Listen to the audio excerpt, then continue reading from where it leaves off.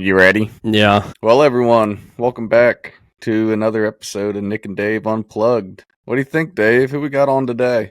Should be an interesting episode. Yeah, so I'm excited, man. It's my buddy from when I lived out in Camp Lejeune, North Carolina. And I got pretty close with this guy. He was on the infamous COVID cruise. Oh, We heard shit. Kevin talking about where we were just stuck on that boat. And he'll probably talk more about that today. But, man, he's doing a cool thing right now as a state game warden in Pennsylvania. And he's going to have a lot of cool stories about that. He actually texted me. He's running a little bit late because something was going on. Like, it sounded like someone was out in the woods, and he might needed to talk him off the ledge a little bit. So Oh, shit. maybe he'll do the same for us. But what's that? Oh, he's ready. Okay. Oh, one of the interns just told me that he's ready to pop in. So Perfect. let's not waste any more time. That's Ladies and right. gentlemen, this is Trevor Faust.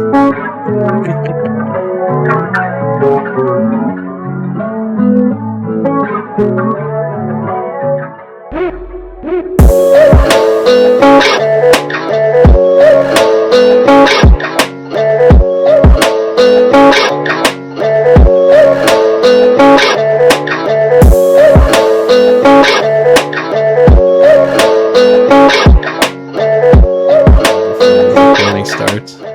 That's happened a couple times, dude. Well, we're happy to have you, man. What's going on? No, I'm happy to be here. I was stoked about this ever since you sent the first text, so I'm ready to go. Well, it's good to hear because sometimes we question if we're way more excited about this than anybody else, and people are just like, "Fine, I'll do it." But actually, everyone's had fun. Like, we've had a good time doing it. Yeah, everything I've listened to everything you've dropped so far, and like I was telling Dave earlier, it's like a highlight of my day because sometimes I'm just patrolling around and there's not much going on, and just throwing that on in the background is it's fun. Hell yeah, that's awesome to hear, man. People probably think you're a madman just walking through the woods, laughing to yourself. Yeah, right. Oh man. But what are you able to talk about? Like, what was holding you up a little bit for what yeah. just happened? Yeah, so obviously won't divulge any information of the person or anything like that, but the so got a call of like a suicidal subject, and like a lot of people don't understand, like as a game warden, we're police officers, so we respond to a numerous amount of calls, including despondents and people like that. So this one was kind of weird. I actually got a call directly from a friend of mine, and his buddy had been going through some stuff lately, dealing with some substance abuse, stuff like that, and some recent events in his life caused him to kind of relapse, and he was struggling. Basically, family was concerned about him. Went away to a park to be by himself and didn't want to be contacted by anybody. And a lot of times, when those situations arise, they don't always end well. A lot of times people that are depressed and stuff like that, and they feel suicide's the way out, they'll go to like a scenic outlook, and a lot of times our game lands are they provide that outlook and are usually pretty rural and a place where people can be by themselves. And so we actually deal with quite a numerous amount of suicides, especially recently around the holidays and stuff. It kind of ramps up. So fortunately for this incident, we were able to locate his vehicle and then locate him in a pretty good time, and we were able to talk to him, and he seemed like he was good to go. Wow, Holy man, shit. that's Yeah, an I feel like insane. a lot of people don't know that about the game wardens. I guess probably, like I said too, a lot of people think that it's mostly dealing with wildlife and stuff like that. But I mean, it seems like it could be, especially in Pennsylvania where it's a Commonwealth, it could be a whole lot of shit you probably get called into. It's insane. Like, I'll be honest, when I first was going through the application process, I had no clue what this job entailed. And like now that I'm out doing it, I have just been blown away with the amount of, I mean, in a positive light, the amount of opportunities that I've had through this job. It's so more broad than I ever would have expected going into it. The amount of law enforcement we do, but then also the stuff that you think that a game warden would do, dealing with wildlife. Here in Pennsylvania, it's one of the few states that has a separation between Fish and Boat Commission and then Game Commission.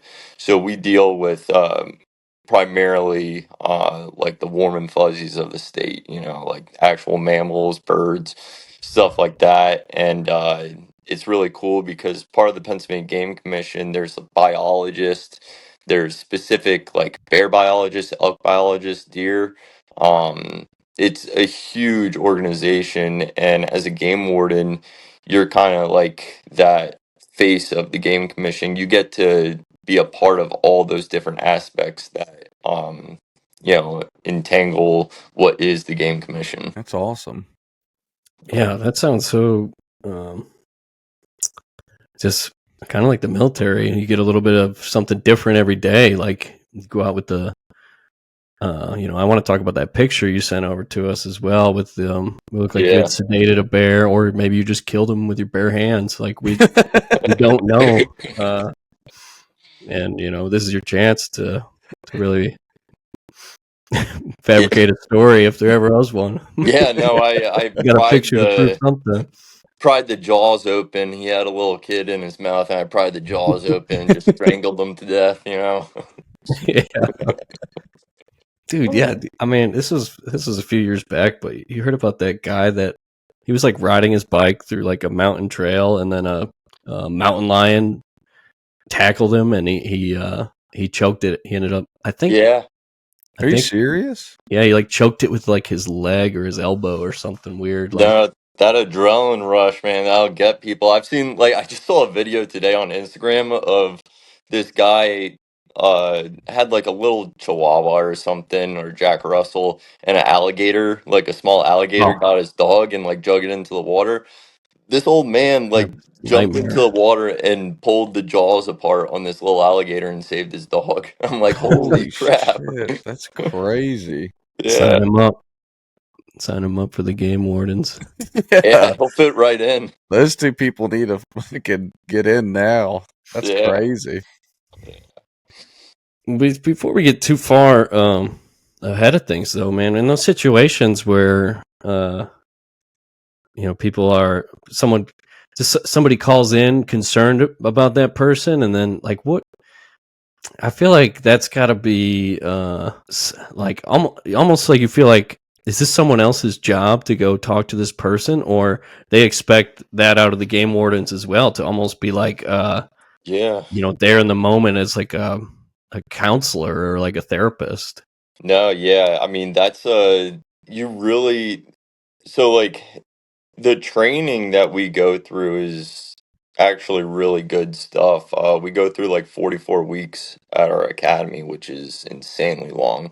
But we get that like verbal skills training and everything, that ranges from dealing with hostile individuals, despondents, the general public, because you really have to be able to communicate and on different tones, because you talk to somebody that's aggressive, you got to be stern with them. You talk to somebody that might have made a mistake, but it's his first time out in the woods and never met a game warden before. You have to be a little more, you have to be cognizant of that and talk to them in a better demeanor and stuff. So we get that kind of training, but not super specific, especially on those situations that you might be having somebody's life in your hand potentially.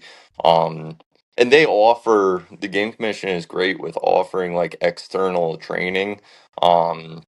for a numerous amount of stuff. I was able to go like a active shooter training, and became an instructor for the state. So like the opportunity is there, but it's tough when we cover about 300 square miles per warden. So you're handling all those calls, and then to have time to go to extra training, it's hard, but it's something that people that want to be on top of their game make time for it, you know.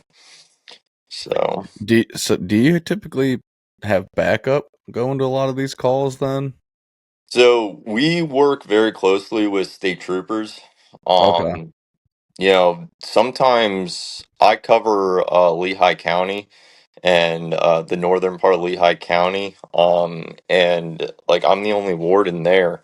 So to have another warden back me up isn't super common. Obviously they're first alerted when we need backup, but then it goes straight to like state police or municipal police that we really depend on to help us out. But in circumstances that we might deal with somebody a mile in the woods, a lot of Right. these troopers or state police have never really gone more than 50 feet in the woods on calls.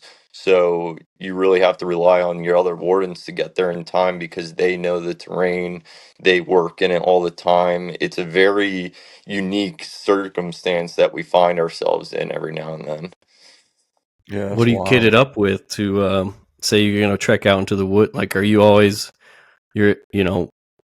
what do you put on in the morning? Is it hiking boots and everything? Like, what's Yeah, the loadout? so yeah, we got some black danners that we gotta keep spit shined, but those Danners are kind of hiking boots, and then our like I have an external carrier that I have on me for body armor and stuff, and that's kitted up with my radio, body cam. I have a taser, pistol, obviously, extra mags. The equipment is so much better than the Marine Corps. I'll tell you that. That's that's no doubt. Yeah. We actually, the game commission has suited us up very well with the equipment that we have. I can request like thermals or night vision, anything that I need for the job. They're really good at providing it. And I carry a long gun in my truck, a shotgun, dart gun 22, another 22, like all sorts of firearms for different situations. So it's a lot of equipment, but I literally use it all. What got that bear? Dart gun? Yeah, so that bear was kind of a nuisance bear in the area. Yeah, I was getting into people's trash a little too much. So what we do is we end up putting like a big crate out there. It's in that picture.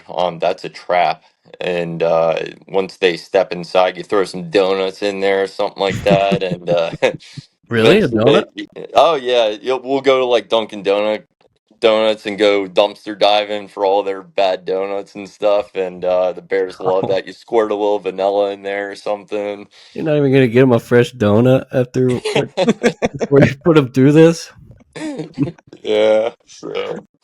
No, but then we so bear goes in there, sets off the trap, and then we'll dart the bear, sedate him, and so we mix up some drugs, end up darting him. Once he goes under, we'll usually transport him. People don't realize bears cover such a broad area. I once transported a bear 80 miles, and within 3 months after, we found the bear in the same location where I trapped him. So Dang. Wow. it's insane. But so we'll transport him while he's still awake to a different location. We'll dart him, and then like I said before, we have bear biologists and they like to gather a lot of data. So what we'll do Yeah. is we get some data for them.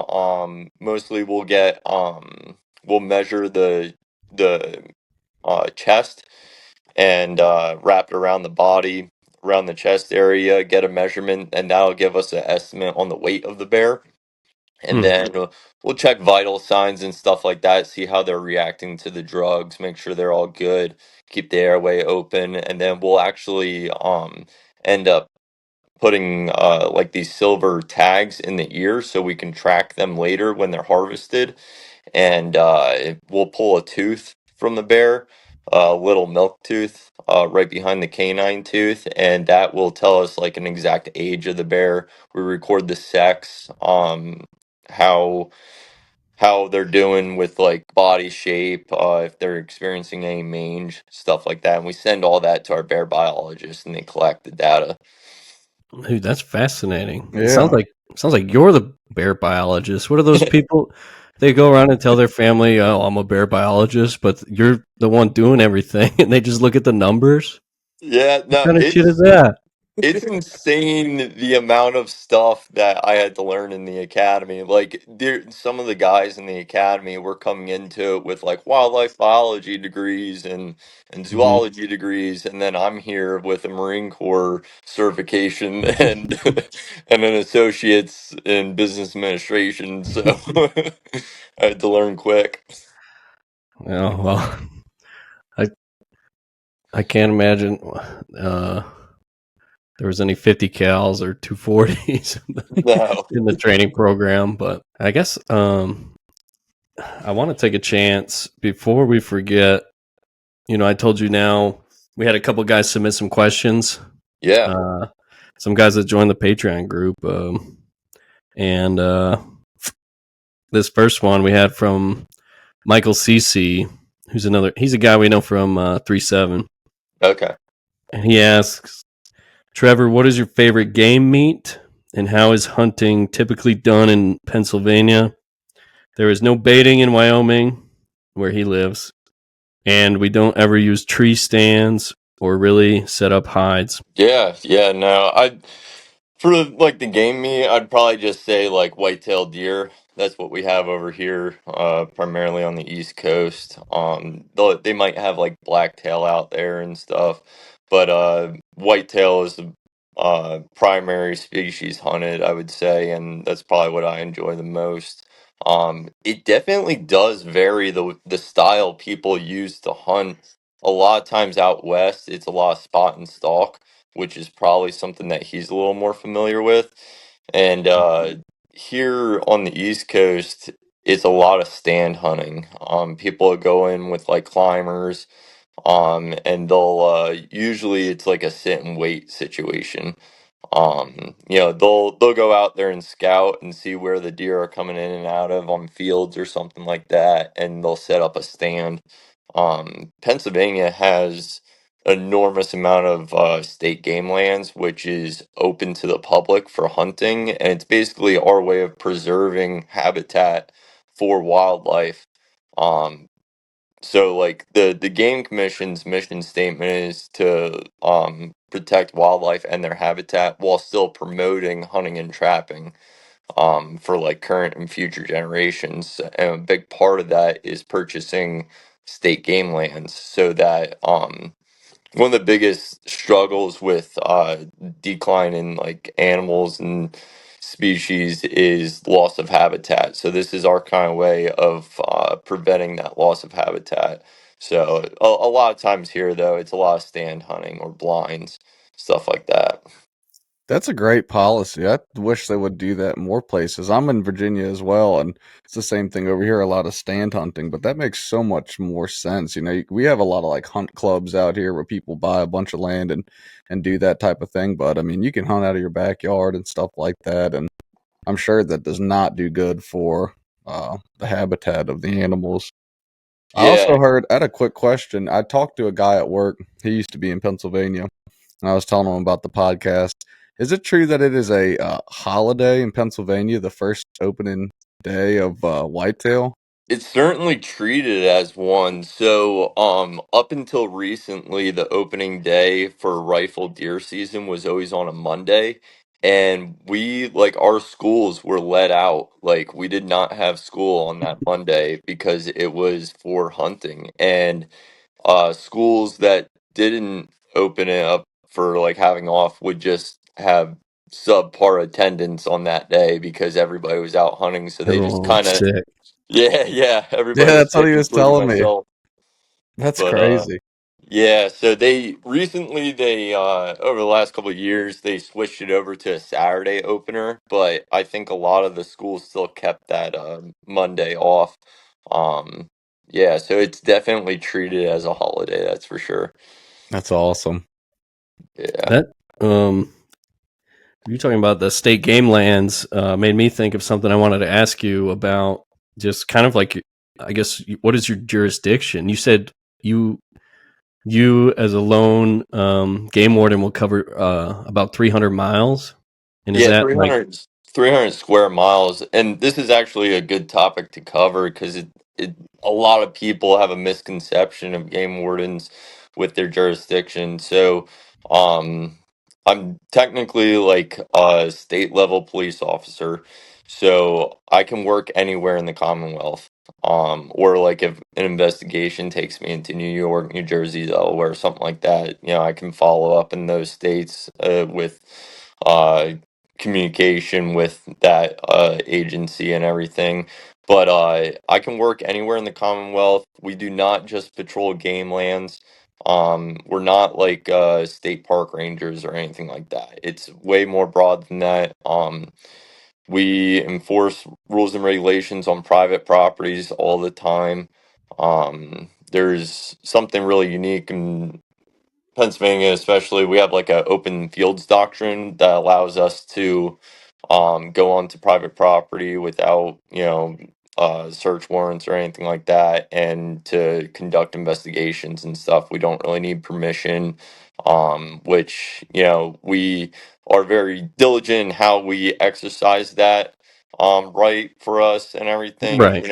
We don't want to overstep, any constitutional rights or anything like that. But when our job You don't takes need to us into peek in any private, windows or anything, yeah, but if you need to cross someone's land, yeah. you So go for it. yeah, so we I'm kind ready of to take a have peek. that right to go into those properties and stuff. So we really cover anywhere. Typically, a warden is assigned to a district. Some of those districts involve an entire county. And some counties are split up to multiple districts. But on average, a warden would cover 300 square miles. You guys want to do a quick pause and restart the video because it like your screen froze for a little bit, and now it looked like it like desynced or something. Yeah, Unless, yeah. Let me. yeah, we'll just If you guys rejoin it. just leave the studio, I think, and you come back in, it'll Okay, be. Okay. we're back.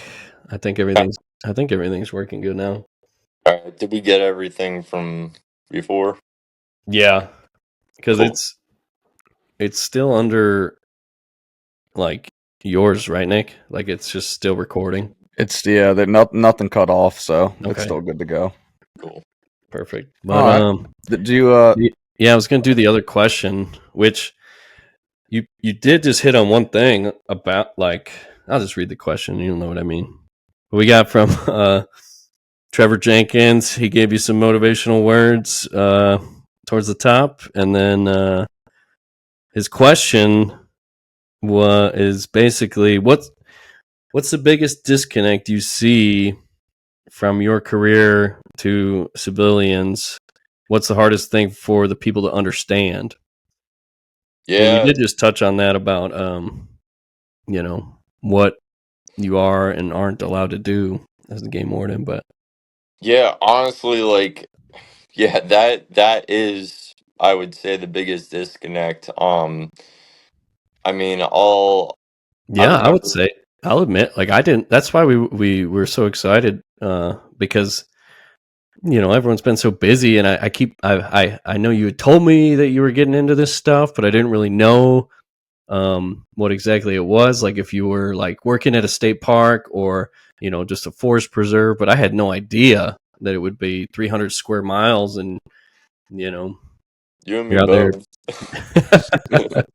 Yeah, man, you're No, out there yeah, giving it's people like counsel and tranquilizing bears and yeah, no, it's super involved. That's definitely the biggest disconnect from the public, general public especially, people that are like our non-consumptive users, basically like people that don't hunt really. Yeah. Um, they just don't realize. And I hunted growing up, and I did not realize how much there was involved with it.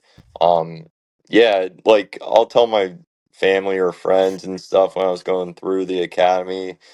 They were always interested. They're like, "So, what are you going to do again? Like, you're going to be a park ranger?" And like, I'm Hmm. at the point now where I'm like, "Yep, like, yeah, that's what I do." Like, it's like you explain it so many times, but people Yeah. just don't grasp it, and I don't blame them. It's not they're not being ignorant necessarily. It's just it really is more involved than a lot of the public knows, and yeah, that's partially why I was super excited to get on this and talk about it more, so kind of educate people a little bit and Yeah. let them know what we Yeah. go through. Yeah. I would imagine right now where we've been starting with this podcast. I would expect all of our or most of our listeners to be interested in this stuff. Whether they hunt Yeah, themselves or they come across a game warden someday. yeah, and it's one of those things where your experience may vary, but it's like with anything. Yeah, what's talk about that a little bit. What's your interactions been with the other game wardens? Do they try to like haze you, being a newer guy? Do they tell you like, oh, there's a missing person at this location, and then you have to hike 5 miles, and then they say, like Yeah, no, anything like that? everybody's been really good. I will say that going into, a career like this, having prior military experience really does help. Yeah, 'Cause people come into this without any military experience or discipline or any structure in their life. So having gone through everything I did in the military, it kind of just gives you a leg up on everybody.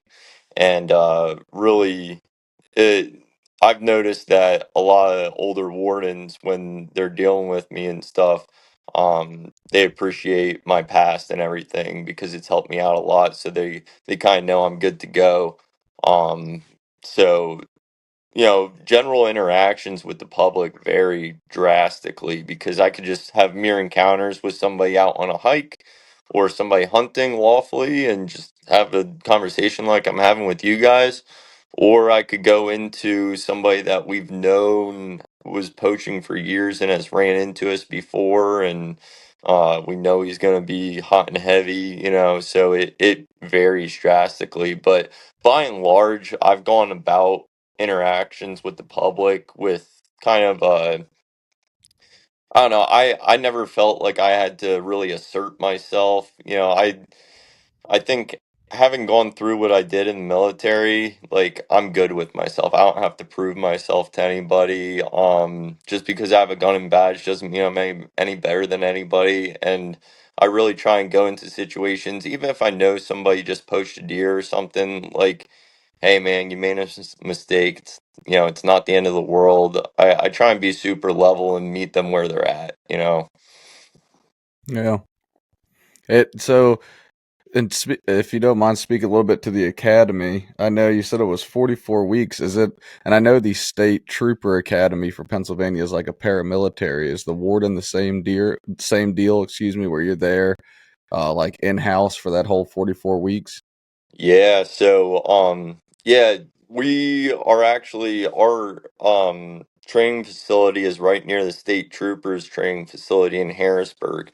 So we work a lot with them throughout the academy and stuff. Their academy is 26 weeks long. Ours is 44. We stay there Sunday night through Friday evening. And then we get Saturday off and you gotta be back Sunday.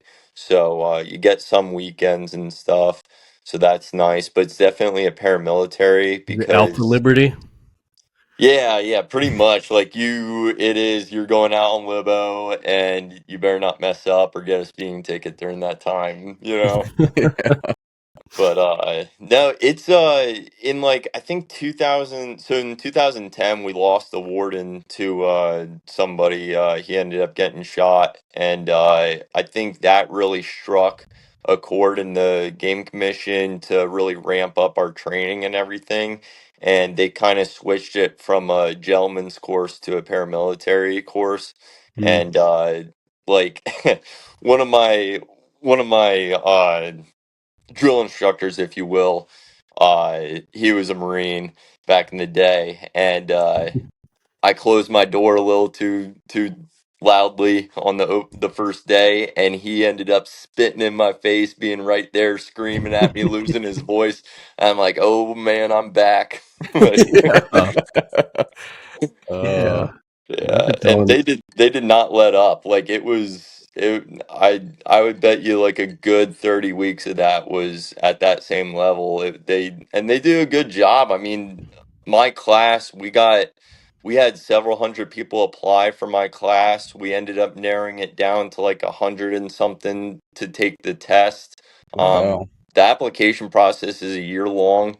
You do psych evals, you do physical fitness tests, you do in-person interviews, you do scenario training, all to get an application in. And Wow, then I think we ended up accepting like 23 people into the class, and we graduated with 12. Whoa. wow, man. Yeah, That's so crazy. Well, that's an incredible accomplishment. Yeah, Uh, that's awesome. that's yeah, Sounds man. like it was probably more challenging than boot camp than you'd say. oh yeah, more challenging than boot camp for sure. Just because the duration of it. Right. Anybody can suck it up for It's a test 13 of weeks. endurance. Yeah. Yeah, yeah. So we lost a lot of the cadets due to them just dropping out. Like we Sure. only had to fire a couple of them. A lot of them just self-terminated. Did they? Yeah. Was it a lot of things like, oh, I gotta, something with the family they needed to get back to, or was it would people just There was like tap definitely out and decide, it's not for me? Ring the bell. definitely a little bit of everything. Obviously, if you have a family and you're out there for 44 weeks, that's going to take a toll. Yeah, Um, you're essentially on a little deployment, like Yeah. you yeah. get to come home over the weekends, but like our Home on the weekend, get yelled timelines, at. yeah, yeah, no, seriously. Um, our day-to-day schedule was like wake up at 4:15, be down in the gym ready to PT at 4:45, and we are constantly going until about 9 o'clock at night. And then at 9 o'clock or 9:30, you get released, and that's your time to study. And I mean, it is taking information from a freaking fire hose. Like it is so much information because you have to get trained as a state law enforcement officer, but then we also have to get all this general information of bears, elk, deer, different wildlife in the Commonwealth.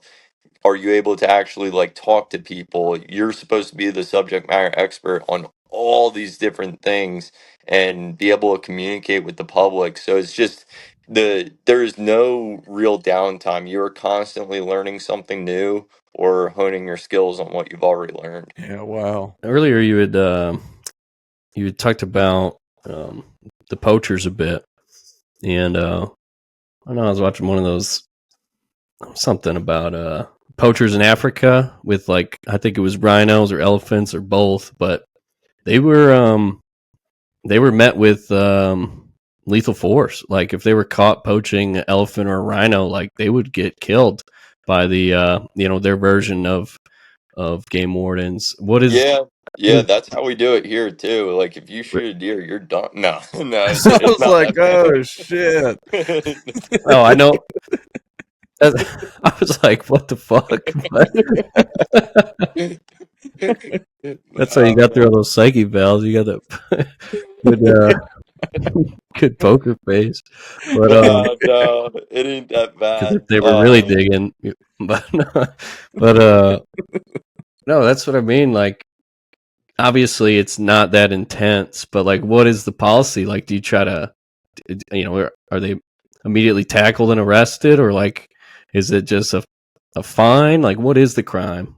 Yeah, it all depends. The Like punishment for the one crime? of my neighboring wardens the other day had to, yeah, they were looking for a baited area because you're not allowed to bait in Pennsylvania except for like certain areas. But anyways, so they were following up on this baited case and they ended up running into the guy and he ran. And like they pursued like foot pursuit and obviously if you do that, it might end up worse for you. But the charge itself, Run into that like bear. yeah, yeah, right. But the charge itself, like if somebody's super compliant, and I will say, like if you run into a game warden, I think this would go for any law enforcement. Like if you're compliant and you're just a good dude when you're talking to them, that does go a long way. You know, as a game warden, I have a lot of discretion on what I warn or cite for. Like I am the warden for the county. Like I basically like depending on what is going on, I can decide whether I'm going to warn this person or cite them. Like that's in our policy. We have the freedom to do that. And our fines are on a sliding scale a lot of times. So, like our most common fine is like $100 to $200, and like it slides either way. So, um, it all depends on what they did wrong. If you give me a situation, I could tell you what they would be fined for, but it really just depends. Are most poachers compliant, or a lot of them? Have you run into any real aggressive guys that Yeah. get all bent out of shape about it? Yeah, I'd say it's like 80% compliant. And that you always get that 20%. It That's really probably like a just typical law depends. enforcement encounter then too. You mostly compliant, but then you never know when that one dude might just not be having it that day. Exactly. And like one thing we don't deal with as much, but we do deal with every now and then is a lot of like general law enforcement have to deal with people under the influence, and that will obviously sway how somebody reacts. So typically we aren't dealing with that as much. So people are usually in sound mind and they are generally compliant. You know, but one of the interesting things is like I see a citation all the way through. So if I found somebody, let's just say they were baiting in an area they couldn't, I would go there, pull them out of the tree stand and talk to them, let them know, hey, you're going to be receiving a citation. You can either pay the fine or you could take it to court. If they take it to court, I have to defend on behalf of the Commonwealth. Like I don't have a lawyer or anything like that. Like I have to make my case Hmm. accrue all my evidence that I gathered throughout that investigation and then present it to the judge. Dude, So they it's better like, be paying you guys. You got to defend yourself in court and study the bears, and then also, talk to people. Like, that's so much that's what to I'm worry saying. Like, about. it is so more involved than I ever would have imagined, but it's also so cool because I have not had a single day that has been the same. Oh yeah, I'm sure. What what's been like the sketchiest thing, or I guess like have you been very nervous about anything? Any calls you've gotten? Yeah, I mean, like, yeah, I'm not one to say that I haven't been afraid in situations. There's, I'm you know, afraid in the backyard when it's dark outside. Dude, that's the thing. Like, we're out there. I'm by myself in the middle of the freaking game lands, and it's 3 o'clock in the morning, and somebody told me somebody's been shooting back here. Like, Yeah, you never know. But yeah. I think one of the sketchy, or like one time that I was like really wigged out was actually when I was on field training, and I was up in the northwest part of the state, and it gets pretty rural out there.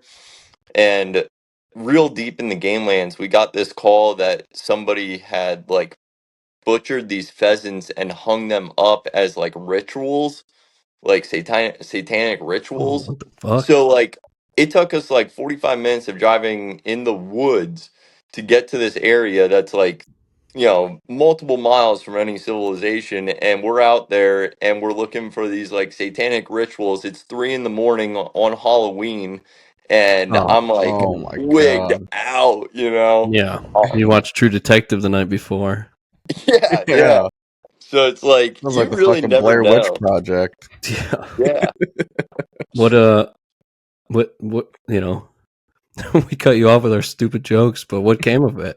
Like, Yeah, like that's one of those situations where I was probably a little more afraid than I had to be. Nobody was out there at the time. We ended up mm, finding like these little notes that I think it was just somebody pulling a Halloween prank, you know. But mm. it's you get that call though, and you're like, what the hell am I going into Well, dude, here? even Yeah. finding a little note in the woods at night, like, what did these notes say? Yeah, no, it's just like riddles and like you Dude, fuck know that. riddles that I'm not going to look into further, you know. Well, you might need to solve those. There might be Yeah. more to this than you know. Yeah, but no, just weird situations like that. You get probably you just, you think about it and you probably shouldn't be thinking about it because then your mind starts playing tricks on you. You hear a twig branch break and you're like, what was Oh, that? You know? Yeah. well, yeah, dude. Now at that point, like, not just the wildlife you're concerned with, but you're thinking about, you know, a supernatural occurrence out there with these people. Yeah, it's Got the some the wizards. classic like would you rather come encounter with a person in the woods or a bear, and I would take the bear any day. Yeah. Well, yeah. Depends. But at night, like there's Yeah. just a person walking towards you. Fuck that. I agree. I would rather see a bear. Uh, both would be terrifying, but Yeah. Well, that was So like the thing that was going on too with the fucking. I think it's done now, but all that clown shit that was going on for the longest oh, time. oh That shit. Fuck that, dude. I Walking have through like the an woods. phobia of like like every scary movie has like a little 7-year-old girl in a white dress and like she's all messed up. Like that's like if I ever saw that in the woods, like yeah. Oh yeah. oh boy. Has there been Yeah. has there been not not to that level of, but has there been anything like that where you know people are camping and then someone goes missing? Hopefully not a child, but you Yeah, know no, we actually have a lot of like missing person stuff on the game lands. And that's part of our training. That's specific training that other police departments and troopers just don't get as much as we do. We get trained in tracking, human tracking and wildlife tracking. The Game Commission here in Pennsylvania has their own tracking team also. oh wow, They're they got some kind of dogs. yeah, we have a canine and everything. They're kind of our like I guess they're like our high rollers. They're like equivalent to like special ops guys. Like they're the ones that are good to go and they get Dude, this I feel extra like training. they gotta at least give you something out there. Like it doesn't have to be a trained German Shepherd or anything, but I'd still want like a black lab with me or something in case just for a little If anything, just company. for companionship. Yeah, Yeah. yeah. Or No, like yeah. I don't know. But No, that's our crazy that canine shit's unit viewed out has there. our canine unit is obviously a trained dog from pretty much birth. They do Yeah. a lot of extensive training. I think it's like a year-long training before they really get them in the field. And they're able to do human tracking for like lost persons, wildlife detection. They'll find like a casing in the middle of the woods from a gun that was shot. They're really good trained dogs. So that'll come in handy a lot because you might get a call of like something as simple as somebody shoots a deer from their vehicle and then speeds off, and we just have a call about it. Well, we would like to find that casing to match it to like somebody that we suspect did it, and we need that casing, and that canine will come out and just freaking sniff it out in like 20 minutes. It's awesome. That's crazy. I guess we can start to rewind a little bit, and if we want to go all the way back, you had talked to us about you'd grown up in a Mennonite church, and that's something I gotta say I don't even really understand what that is. And if me and Chip were better podcasters, we would have done some research before this. But luckily, we have you here, and you could just kind of tell us about it firsthand. Yeah, so I grew up, it was like conservative Mennonite, so not definitely a big distinction of like it's not like Amish or anything like that, but definitely they kind of usually have a foundation of being like pacifists and living a more like simple life in some sense. Like I said, my church was more conservative Mennonite, so we were, like we had, everything a normal person would have. But the big thing that I kind of had to overcome was the pacifist stuff, and then I wanted to join the military. So Yeah, I was there about was to say, what did they think about you picking up a machine gun? Yeah, they were not happy about it at first. I actually had like one of the elders of the church come to my house and talk to me, and I think try and talk me out of it. But I truly felt a calling to the military. I wanted to serve, and I think that was not only my personal calling, but like as a Christian, I think it was my calling too. It's like, um. I just really believe that that was what I was made to do, or at least to be a part of my life. And there was really nothing that was going to talk me out of it. Um, so I kind of explained that to him, and like the way I thought about it at the time, like anything before you go into it, you have this Hollywood version of what you're going to be doing versus what you actually do.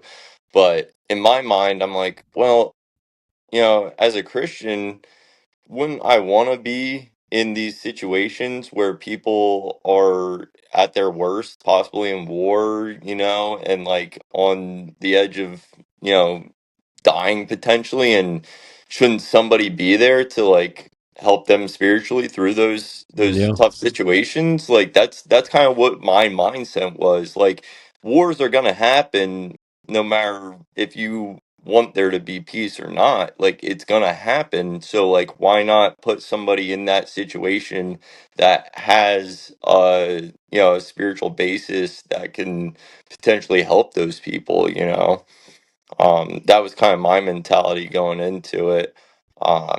So talked to them, kind of got the blessing, which was really cool. I grew up, my best friend, Josh, he's a pastor's son. So I was at my pastor's house like every other weekend in the summer when I was a kid. So I had a unique relationship with him, and he kind of supported me in my decisions once I joined, and that honestly, like, I appreciated that a lot. Um, and that kind of helped put some peace of mind and stuff. So yeah, yeah, Yeah, it's better to get that support than to go out the door without it. You know, yeah, especially sure that was a tough decision to make growing up. With that close a relationship and in that kind of yeah, environment. So that's awesome. yeah. So Dave, I don't know if I told you this before, but like, I actually was not planning on joining the Marines. I wanted to go into the Army. I wanted to be a Ranger. Hmm. So when I was going through, You I would have never graduated high been on this. Uh, you would have never had this big of a platform. Yeah, yeah, that's true. I don't know. Maybe I will work for like Black Rifle Coffee or something. Yeah, Yeah, I dude. could be a millionaire right now. you would have wrote a book already. Yeah, Right. you'd have a book, and you'd be doing actual podcasts. Yeah. Joe Rogan experience. Yeah. Maybe I would have got some decent deployments in. Yeah, but so what? Like, I guess a two-part question. What did your family think about you making this decision? And if you were thinking about the Army, what pushed you to the Marines? Yeah, so I remember distinctly, like at the dinner table, telling my parents that I was joining the military, and it did not go over well. Like, my mom was hysterical. She's just super protective and everything, which most moms are. But, with the background added to it, it Mm-hmm. didn't go over great. My dad's always been super supportive, and, my mom too, but she didn't want to see that happen. But dad was always super supportive and everything.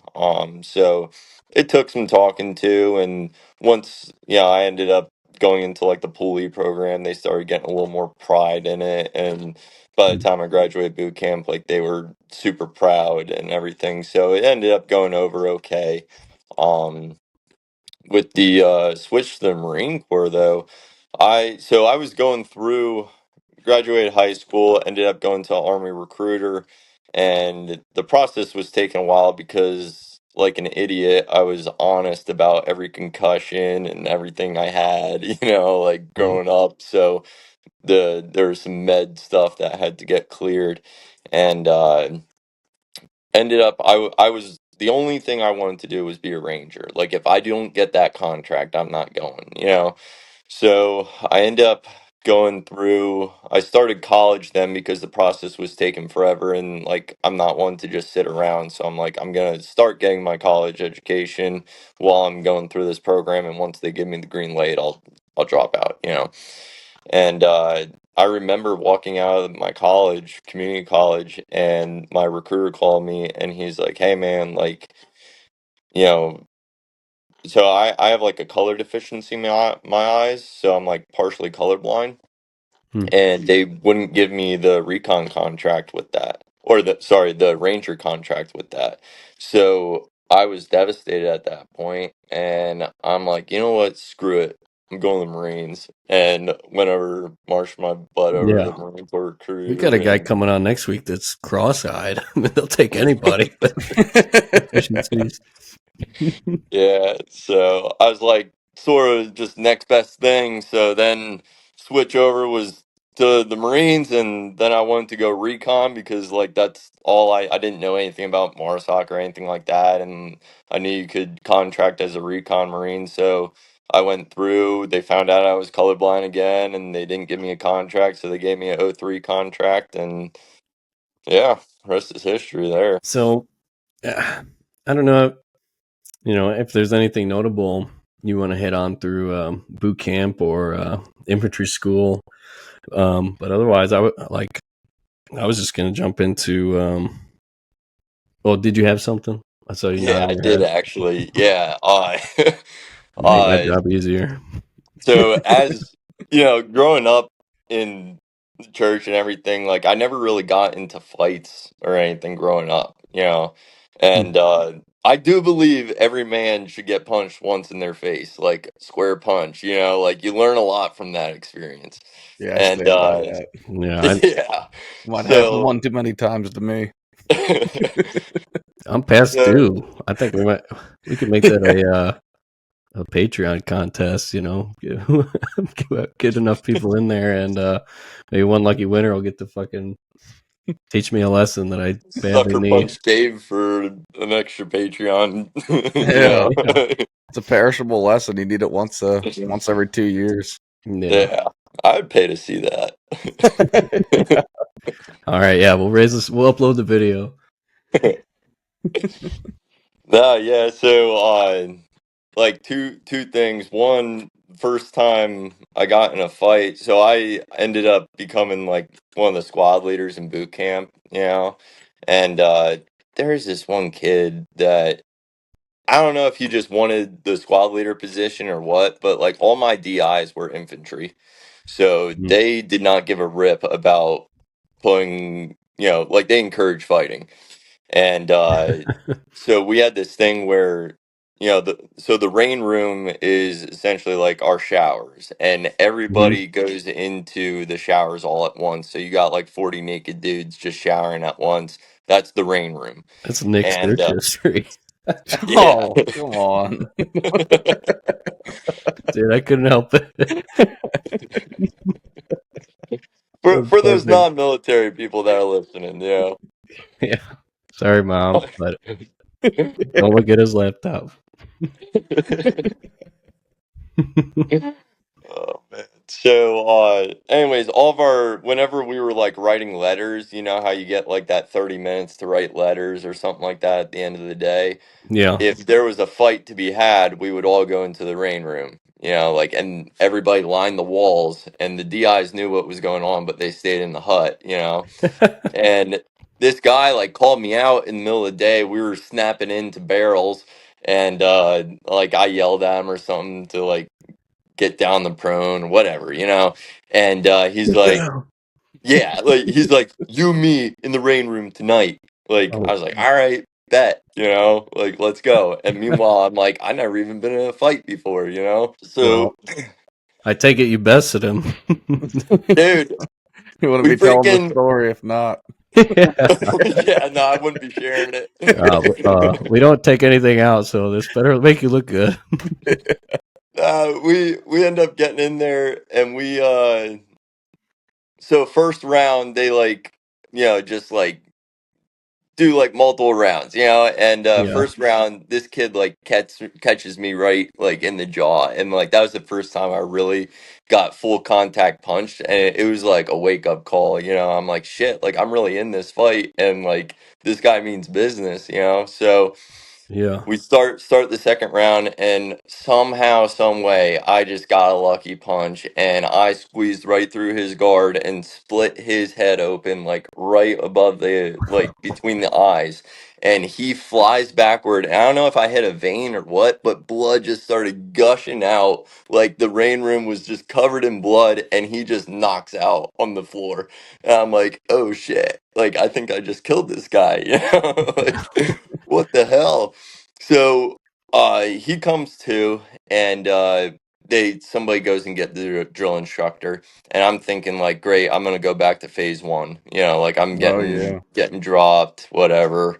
So That'll push you to phase 3.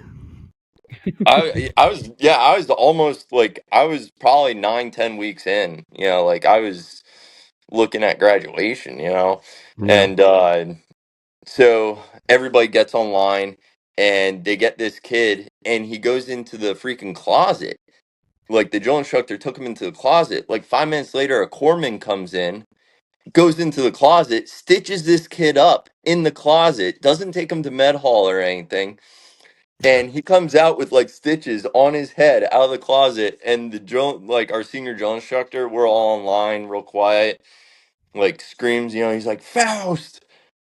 You know, I take a step forward, like, "Hi, sir," and he just says, "You fucked him up." I'm like, "Oh shit!" Like he's proud of me. Dude, that's awesome.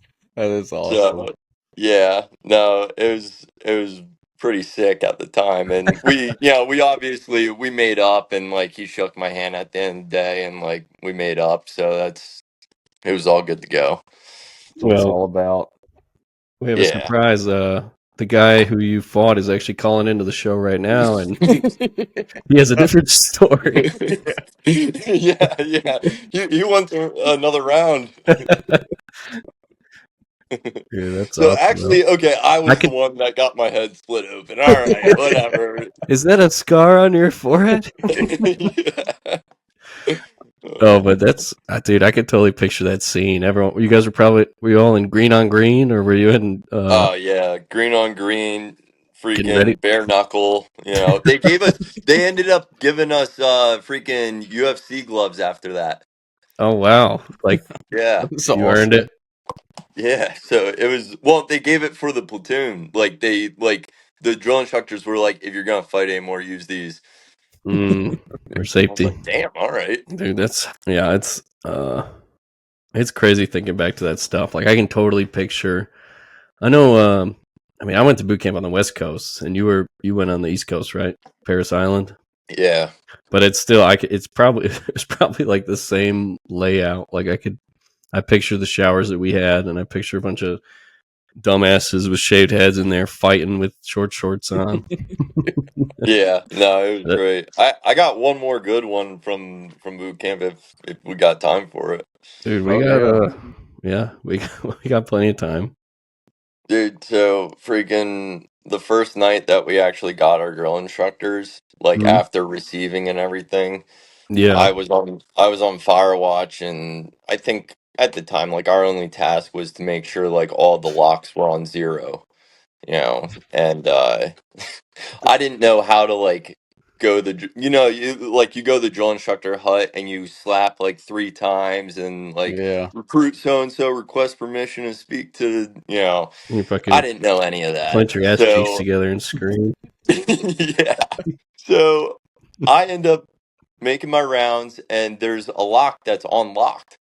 And I'm like, I don't want to touch anything. Like, I don't know what to do. So I go Hmm. over to the drill instructor hut and I knock on the door. So that was a mistake. And I Are Yeah. you end up wait, are you talking about locks like on people's Foot tea Locker. bags. oh, Oh. sea bags? Okay. Yeah. Okay. So I knock on the door like a normal freaking human being would. And I am met by just a hand that comes and grabs me by the throat and pulls me up. So I'm literally dangling my feet. Like this guy's like 250 pounds, 6'2", like huge, and I'm just getting screamed at. I don't know what he's saying. And I'm literally dangling my feet, pissing myself a little bit. Like, and all of a sudden, Dude, a that's crazy to lieutenant. think about because Dude, you're it gets better. A lieutenant colonel came into the squad bay oh because he Oh like heard shit. something. So my drill instructor, like both my drill instructor and I look over. The drill instructor looks over, and this lieutenant colonel is just standing there, and the drill instructor just drops me, and I fall like crumbled up into the fetal position, just like not sure what the hell happened, and the lieutenant colonel just yells at me to go to bed. I'm still on fire watch, so I'm like, okay, like I'm just going to bed. you're like, but there's a lock open. Yeah, like for real, like that's my main concern.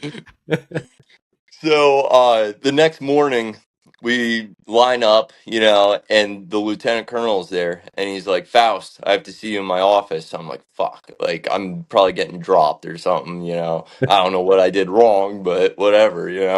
So I go Yeah. into the lieutenant colonel's office and he's like, hey, listen, just relax. I'm at attention and everything. He's like, just relax. So my dumbass shakes my arms and is like, and he's like, not like that. Like, get back in attention. I'm like, oh, okay.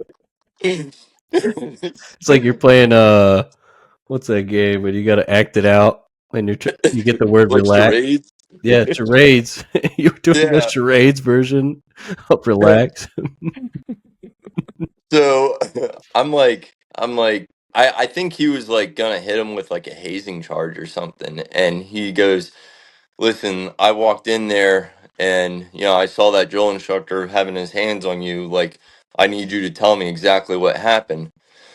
So I'm no dumbass. I tell him, from the beginning, I'm like, well, I went up to the door and I knocked on it, and I didn't know that I was supposed to slap that piece of wood. So he grabbed me by the shoulders, pointed me toward the sign, and showed me exactly how to greet a drill instructor. And he's like, bullshit, like that's not what happened. I saw what happened. He's like, he put your hands on you or his hands on you. I was like, no, he didn't. He never touched me. Like he never assaulted me or anything. And he just kept Yeah. grilling me. And he's like, you could get like court-martialed for this, for lying to a superior officer. I'm like, sir, I'm telling you exactly what happened. He never harmed me, like all that stuff. And after a while, he's like, all right, whatever, go back to your squad bay. Yeah. And I think I got a lot of props from the drill instructors from that because they kind of never messed with me after that. I Yeah, that bet. goes a long way. Well, I mean, they probably saw you come back and, they were just scared probably for days, Oh yeah. wondering what you said. Or did they come up and ask you or anything? My senior drill instructor did. He was like, "What'd you say?" I was like, "Nothing." And he's like, "We'll see." And yeah.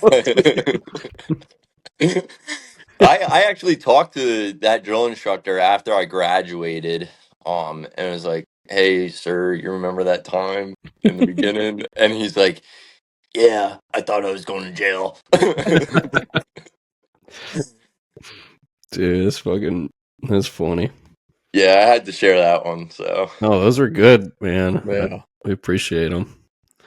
What anything notable through infantry school?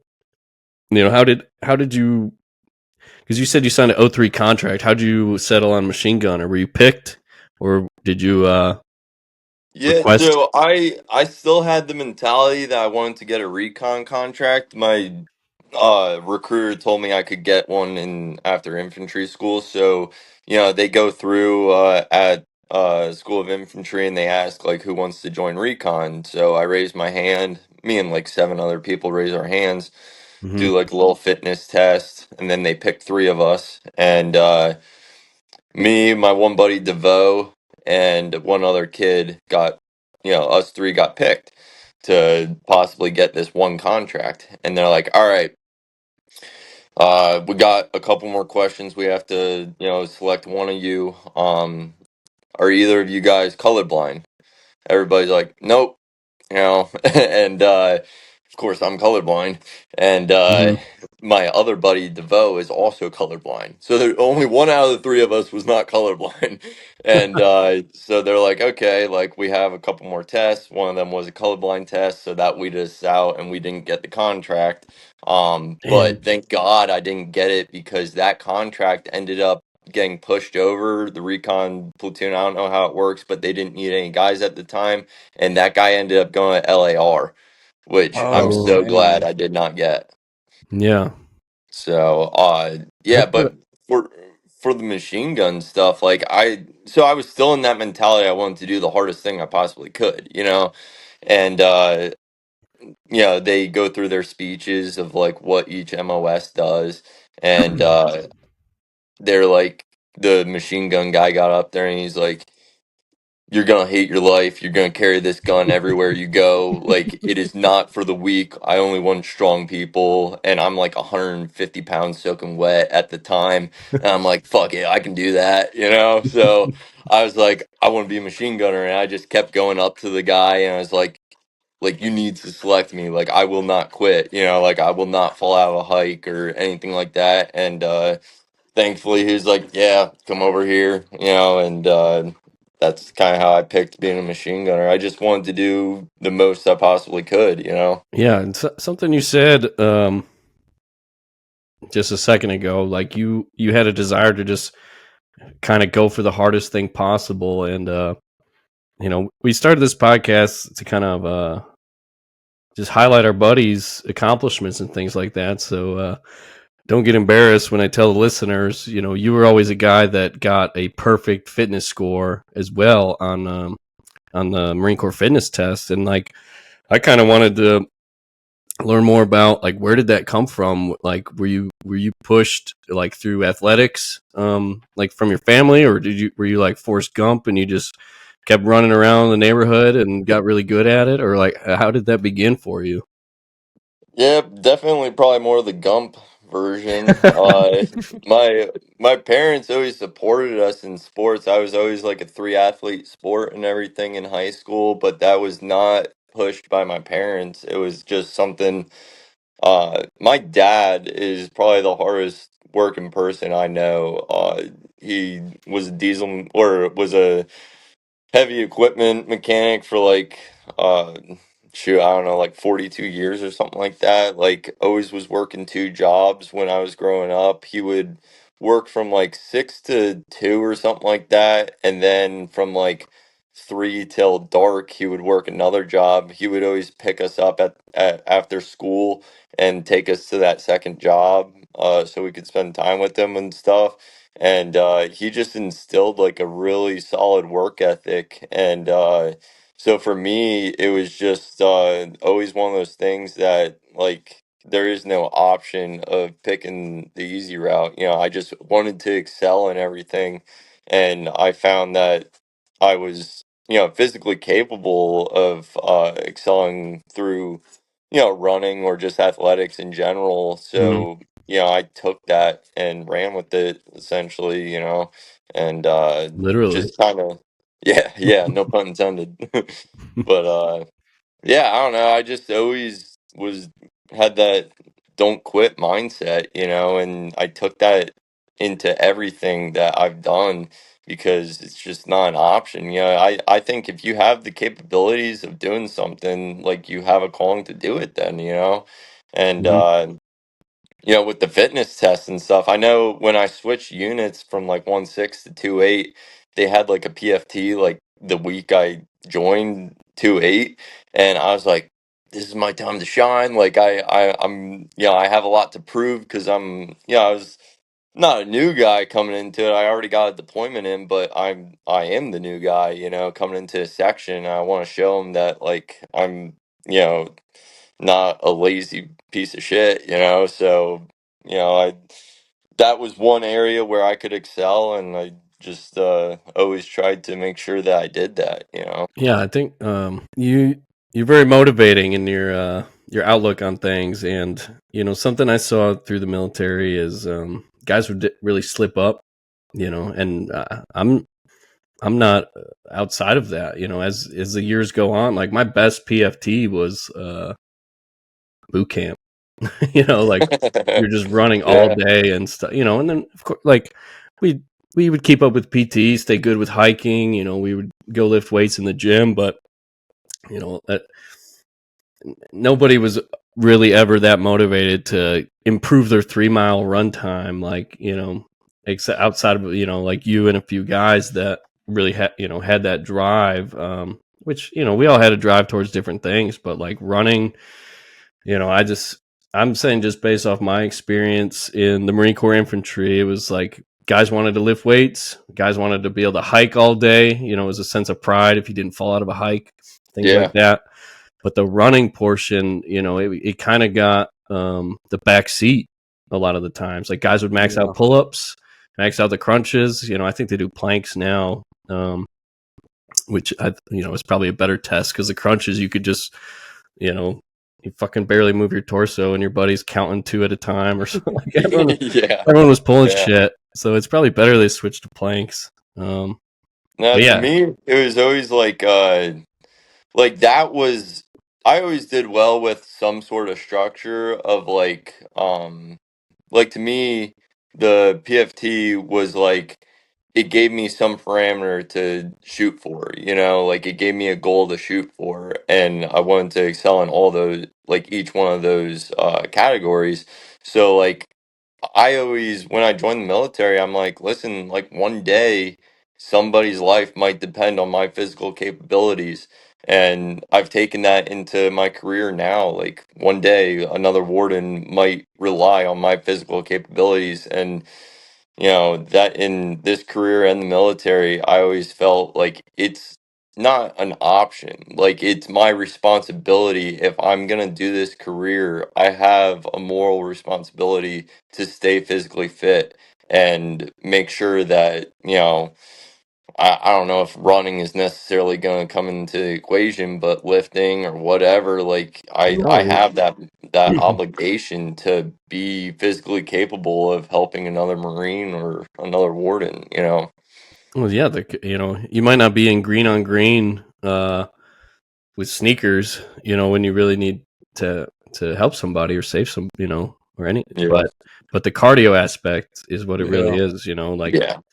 a lot of time, even guys hiking, it wasn't, a lot of times it would be the weight on their back, but a lot of times they would just be so exhausted because their cardio Yeah. sucked, and Yeah. that would lead to them falling out of the hike or just kind of quitting on themselves. But Yeah, and it's definitely like I probably push my body too far sometimes because, like, I'm kind of a taller, lanky guy, but I never fell out of a hike or never handed off the 240. Like, like you mentioned earlier, it was a pride thing that you don't fall out of a hike, especially as a machine gunner. Like, you always get these freaking new guys handing off the gun, and I'm like, hell no, like, you don't get to carry this thing. Like, this is my pride and joy. Like, I'm not handing it off. And it's like one of those things that it's definitely a pride thing. I probably should have handed it off a couple times because my hips took the brunt of it, but yeah, Yeah, we can get into some of that because you had a hip surgery, right? I did, yeah.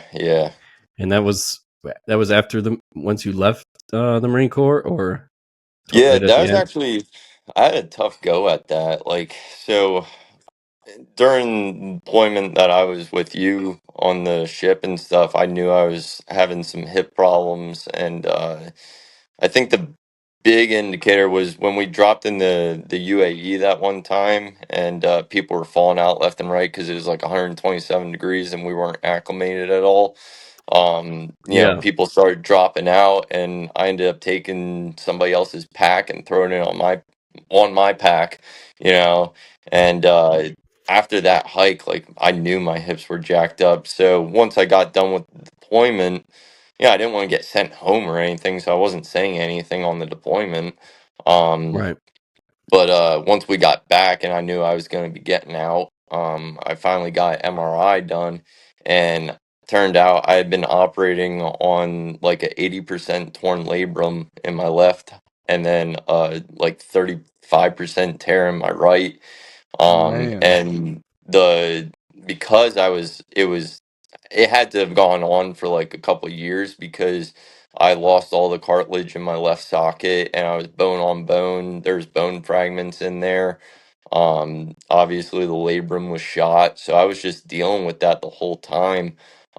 But you as a whether you're a team leader or a squad leader, like you don't tell people about your physical problems because one, you want to be that person that's not bitching constantly, and you don't Yeah, want to get sent home on deployment or anything like that. So I never really said anything until I was about to get out, and so they told me all that stuff, and they're like, listen, we can med hold you and you can get the surgery while you're in the Marine Corps, but then we would med hold you until you recovered, yeah, and you'd be then you stuck could. at the base or something. Yeah, and I found out it was like a 6 month recovery, and I was 2 months Mm. from EASing. So I was like, no, like I'll just get the surgery once I get out. And I think that was the right move, but dude, it was tough when I got out. I got that surgery like a month after I got out, and I couldn't even take a piss by myself. Like I had to have my mom help me off the couch to go take a piss. And going from being super independent, living in the barracks and stuff, to being in your parents' basement a month after you get out, having surgery, and you can't even freaking exercise or have any outlet. Like that Yeah. was really tough on me mentally. It was really tough because I ended up being on crutches for like a solid 2 months, and I couldn't really jog until like that 6 month mark. A lot of physical therapy, stuff like that. So it was a I had a weird transition back into the civilian world, and it was kind of tough on me at first. Yeah, that's a huge culture shock from going into being in the Marine Corps to all of that happening and being so dependent then out of nowhere. That's Yeah, crazy. Yeah. yeah, Transitioning out of the military is a struggle on its own. Uh, yeah. just finding what's your next move, just getting used to everything because it's different. I mean, we were in a Yeah, you different. you typically have those, in the military, especially infantry. Our outlet was the gym. Like you would just go and lift if you were pissed off at something, or when we were stuck on ship, like that was the only thing you look forward to was eating or lifting. And Yeah. then I go to a point where like I can't even drive anymore or get to the gym. Like I don't have any outlet. Like yeah, it was just rough. Did you have your dog at that point or not yet? No, I didn't. No. So I just had friends and family that didn't understand anything that I was going through with the Yeah. transition into civilian world. And yeah, I called my buddies that got out at the same time, but they were trying to figure themselves out. Yeah. So it Yeah. was just it was tough, but I had a really good squad leader and stuff in my first deployment that got out like 2 years before me, and he helped me out a lot. Casey Dickerson, he was kind of my rock during that time, and he helped me out during while I was still in and going through some mental stuff. He was always there for me, so shout out Casey. What can you tell us about him? Any stories stand out? Because I know you guys went to did some mountain warfare stuff in Norway, right? Was he there with you for that? Yeah, he was. No, dude, like he was an awesome squad leader. I'm so grateful that I was signed to him right away because he was that guy that we got our fair share of hazing and everything, but he never really participated in it if you were good to go. Like if you were a good dude, like he's not gonna ream you up for something stupid. Obviously, if you deserve to get fucked up, you're gonna have it coming at you. But he was always very reasonable, and he was just a good dude. And he really, I think I took a lot of what he did as a leader and implemented it into when I became a leader. Because you have different seniors and stuff, and you take what you like from them, leave the bad. When it comes your time to lead, and I'm really thankful that I had him as a positive role model to go off of. So just from the beginning, I always knew I could kind of rely on him. Yeah, I think that's awesome though. Like, because I always tell people, experiences vary so much. Just because you join the Marines, there's a variety of different jobs, and then within the infantry, different bases have kind of different things going on. But it really comes down to what can make or break it is like that first team leader you get or that first squad leader you get, because so, I was lucky as well, and I had some good leaders early on. Yeah, why don't they let you bring that dog out on the job?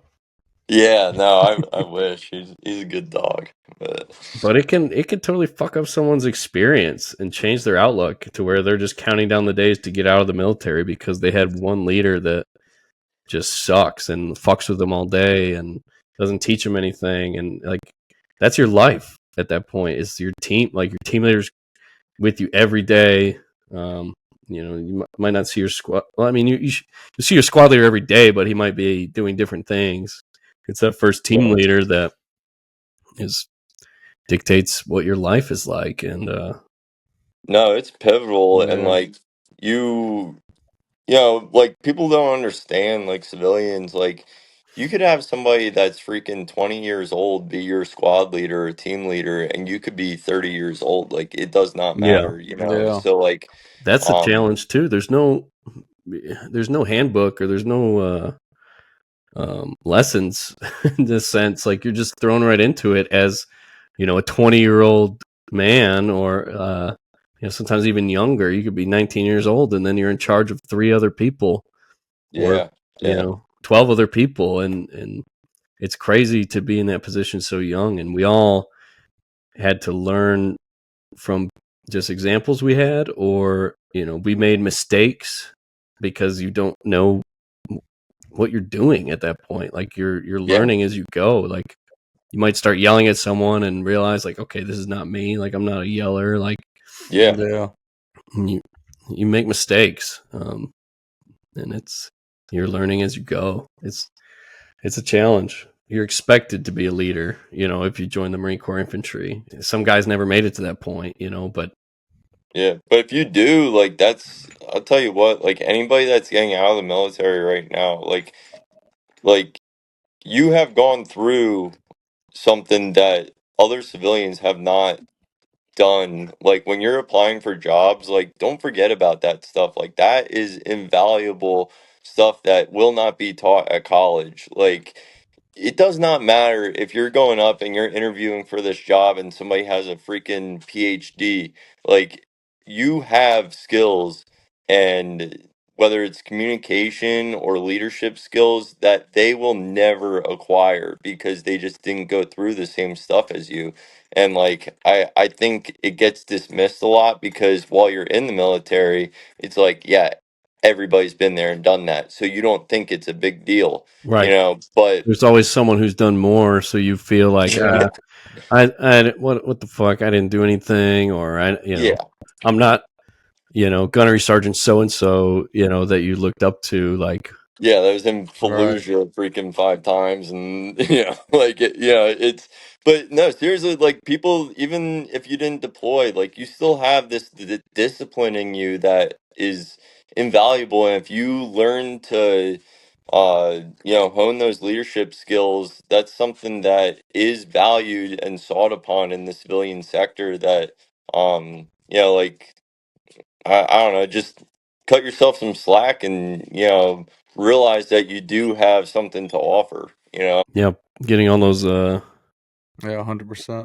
what do they call them? Like soft skills that you Yeah. Yeah, put on the resume, like you were talking about leadership experience, like stuff that you can't just. It's not a piece of paper. It's not a degree, but it is arguably much more valuable. And yeah. it looks like it really helped you get through that process where hundreds of people were applying, and I'm sure that having that veteran status on there got it flagged. And I've talked. Yeah. We're going to have a lot of guys on this show that are firefighters right now, and they've said the same thing, that they got a little bit of a boost because of that as well. Yeah, it's the Yeah. same thing for the game commission. We got like a 10% veteran preference points. That's So it awesome. does stand out. And I think it just probably helps with the mentality and a little bit like you were saying earlier, but anything like, um, the police department, or law enforcement, firefighters, things that already have a structure to them, being in something like the Marine Corps, like the military, that is so structured in itself. It's almost like it's nice to get back into something like that, I'm sure too, because it's so familiar to what you were used to Yeah, it really without is. being as Like, restrictive. That's very true. yeah. And just having I'm really thankful for the group of wardens that I'm with right now because we work really well together and we kind of have that sense of camaraderie that I probably that's what I miss the most out of the military. You know, being in the Marine Corps especially, you have this like super amount of pride and camaraderie with your boys that you don't really get anywhere else. Even I would argue with other branches, so to get a little bit of that camaraderie back is huge. Yeah. Yeah, that's like we talked earlier about transitioning out of the military. Um, that's definitely one of the biggest struggle. And just talking to all the guys we know, it's the same for them. Like, so all these group chats and stuff are just popping off all day because these guys, part of them are still in the barracks, and Yeah. part of me will always be in the barracks. Like it. You fast forward through it, and depending if you re-enlist or whatnot, guys are kind of looking towards that, and depending what deployments are on the horizon, sometimes, Yeah. yeah, and it definitely got that way for us. We could talk about that on the COVID cruise that we took, but guys are just counting down the days, like okay, they're just set on getting out, but then Yeah. you look back and everybody misses it, but it's something that we can't recreate, that feeling of coming back even just from a field op. You're sleeping in the woods for 6 nights and then you come back and Domino's pizza is at everybody's fucking door, and Yeah. Yeah. Yeah. No, it's it's really hard one of to. those things that like you can't really recreate it and you take advantage or you take for granted at the time. Yeah. Mhm. There's no other situation, I feel like, where you have all these people that are very similar, especially I think in the Marine Corps infantry. And if you're having a shitty day or whatever the case is, you could go down a couple doors, knock on somebody's door, start shooting the shit, whatever the case. Yeah. And when you get out, nobody really understands that. I feel like, you get out and it's like, it feels so separated, at least, to civilian friends you might have had. They might not understand that type of shit. It takes a while. I felt like, cracking jokes people wouldn't get and stuff like that. And it's like, it's difficult. I think that was one of the biggest parts for me as well, was like, you didn't think that was that important, because you're just like Yeah. kind of going through the motions. But then you realize, like, how nice it is to have that much camaraderie with that many people in one area. Yeah, any that given that time. that first time that you crack a joke and it doesn't land well because you're out of the military now, you Yeah, feel like a freaking idiot, yeah, you know? dude. I know the feeling, man. Dude, I think it could be something really cool. Me and Nick, we're so busy with other things, but we try to. I feel like we talk about the podcast like daily and what we want this to become. But just talking about this right now, I feel like it could be. This could be something where we can get a bunch of guys organized for a future meetup and kind of be like one one more night in the barracks or something. We just rent out a Yeah. hotel. Dude, that'd be awesome because you learn so much about people in this platform that you never knew before. Like we would have so many questions for each other, you Yeah. know? Episode 6. I'm down the hall. Episode 9. Just rent out an entire hotel. Yeah, That dude. that would be Relit the awesome. barracks. We'll see what we could do. We're planning to maybe have no, we've got some activity in the Patreon and made a Discord if guys want to meet up and online and play Call of Duty or something. But then we were thinking about future things like in person meetups, and dude, we could totally do that. But there's we got we got to have some kind of safeguard because you get all these animals in a hotel. We'll all end up in jail, you Yeah, know? and half of them are cops. Yeah, yeah, yeah. That'd be wild. No, nah, that would be awesome. That'd be awesome. But so anything more from and I gotta get it right. You were with 1-6, right? Yeah, so Before. I was with 1-6. We ended up going on a deployment to Norway, which was honestly pretty cool. It's one of those other things that I took for granted at the time. It was, looking back, if I got a deployment to Norway right now, like I'd look forward to it, like Yeah. um we got some libo and stuff, and it was pretty awesome. We got to train with Royal Marines. They stayed in our barracks and stuff, so we got to know them really well. We got to obviously work with the Norwegians. We got to do some like more mountain warfare and survival training. Um, did we freaking hiked or skied 150 kilometers in like a week out in the frozen tundra, That's where your and Oh cartilage man. remains. yeah, yeah, 'Cause probably. you got what? Do you have main packs on too while you're skiing? So we had main packs, and I think that one photo that I sent you was from Oh yeah, Bridgeport. That was from Bridgeport, but that was us. Like that's our normal loadout. We were prepping for Norway. we'll be able to Um, throw it up on the Yeah, we'll video. pop that in here. yeah. We'll So mark it. I had a main pack on, obviously, and then all that loadout. Your standard loadout, and then I had a sled with a 240, an A bag, and somebody else's pack. And then Jeez. you had normal like they had these saws for the ice and snow, Mm. um so you could make like igloos that were super insulated. It was pretty cool to learn how to make those. So like a bunch of other equipment, and I would just freaking drag that around for ended up being an eternity, but so yeah, that looking back, that was a pretty cool deployment and stuff. We ended up going like Trondheim was the nearest city near us, and it was like a train ride away, so we would get to go out there, experience a little bit of Norwegian culture, um, which was awesome.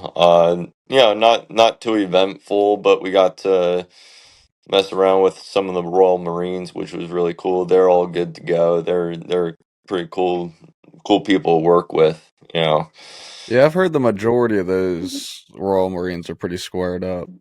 Yeah, I would say so. They always seem to be like your like I would equate it to like because I always tell people, like my civilian friends and stuff, they're like, oh, like they were a Marine too. They must be a great guy. I'm like, listen, some of the biggest shitbags I've ever met were in the Marine Right. Corps. Like they are not all good to go. And Yeah. Yeah. but I would say if you take like our top like 30%, like that's what the average Royal Marine is, like they're all pretty squared away. They're not idiots. They're always professional and stuff, but they also know how to have a good time. So That's Hey, good stuff. when you're alone in an igloo with one of them. Oh. Somebody, I know, like one of our times that we knew we were going out for like a week. One of my buddies ended up getting like a bottle of Jack or something, putting it in his canteen, Mm-hmm. and when he whipped that puppy out at like 11 o'clock in the igloo, man, that never tasted so sweet. Yeah, dude, I bet. He was I never probably got. a legend in that moment. Oh Yeah, yeah, most he could popular sell. guy. Somebody'd sell his soul for a sip of that. Yeah. Dude, I'm always nice to you. Come on. Yeah, yeah. But dude, You won't have to go on fire watch. yeah, that's wild though. But I never did any of the extreme cold weather training. Like I went to Bridgeport, but it was I'm trying to think which month. I think we went in October, and we got a little bit of snow, but nothing heavy, nothing that really stuck. So it was cold as shit, but like we didn't ski or have igloos or anything. Dude, those mountains are brutal. Yeah, did a lot of guys tap out? Like I've heard about guys going up there in like the dead of winter and guys just like giving themselves frostbite or something so that they could go down for medical. Like, Yeah, we had to check for frostbite every night. So one of our last movements, I think our longest stay up there was like 11 days before we went down to like the base camp. So we were up there for like 11 days. Of course, on like the 10th or 11th day, like our last movement, we had like an attack. And we had I think it was SEAL Team 3 up there. So they were our like target. And we had to, which we were completely out. Like that, they're far superior to us. So we were yeah, like, there's 100 all right, Marines walking through the snow. Like, fuck, fuck, yeah, fuck.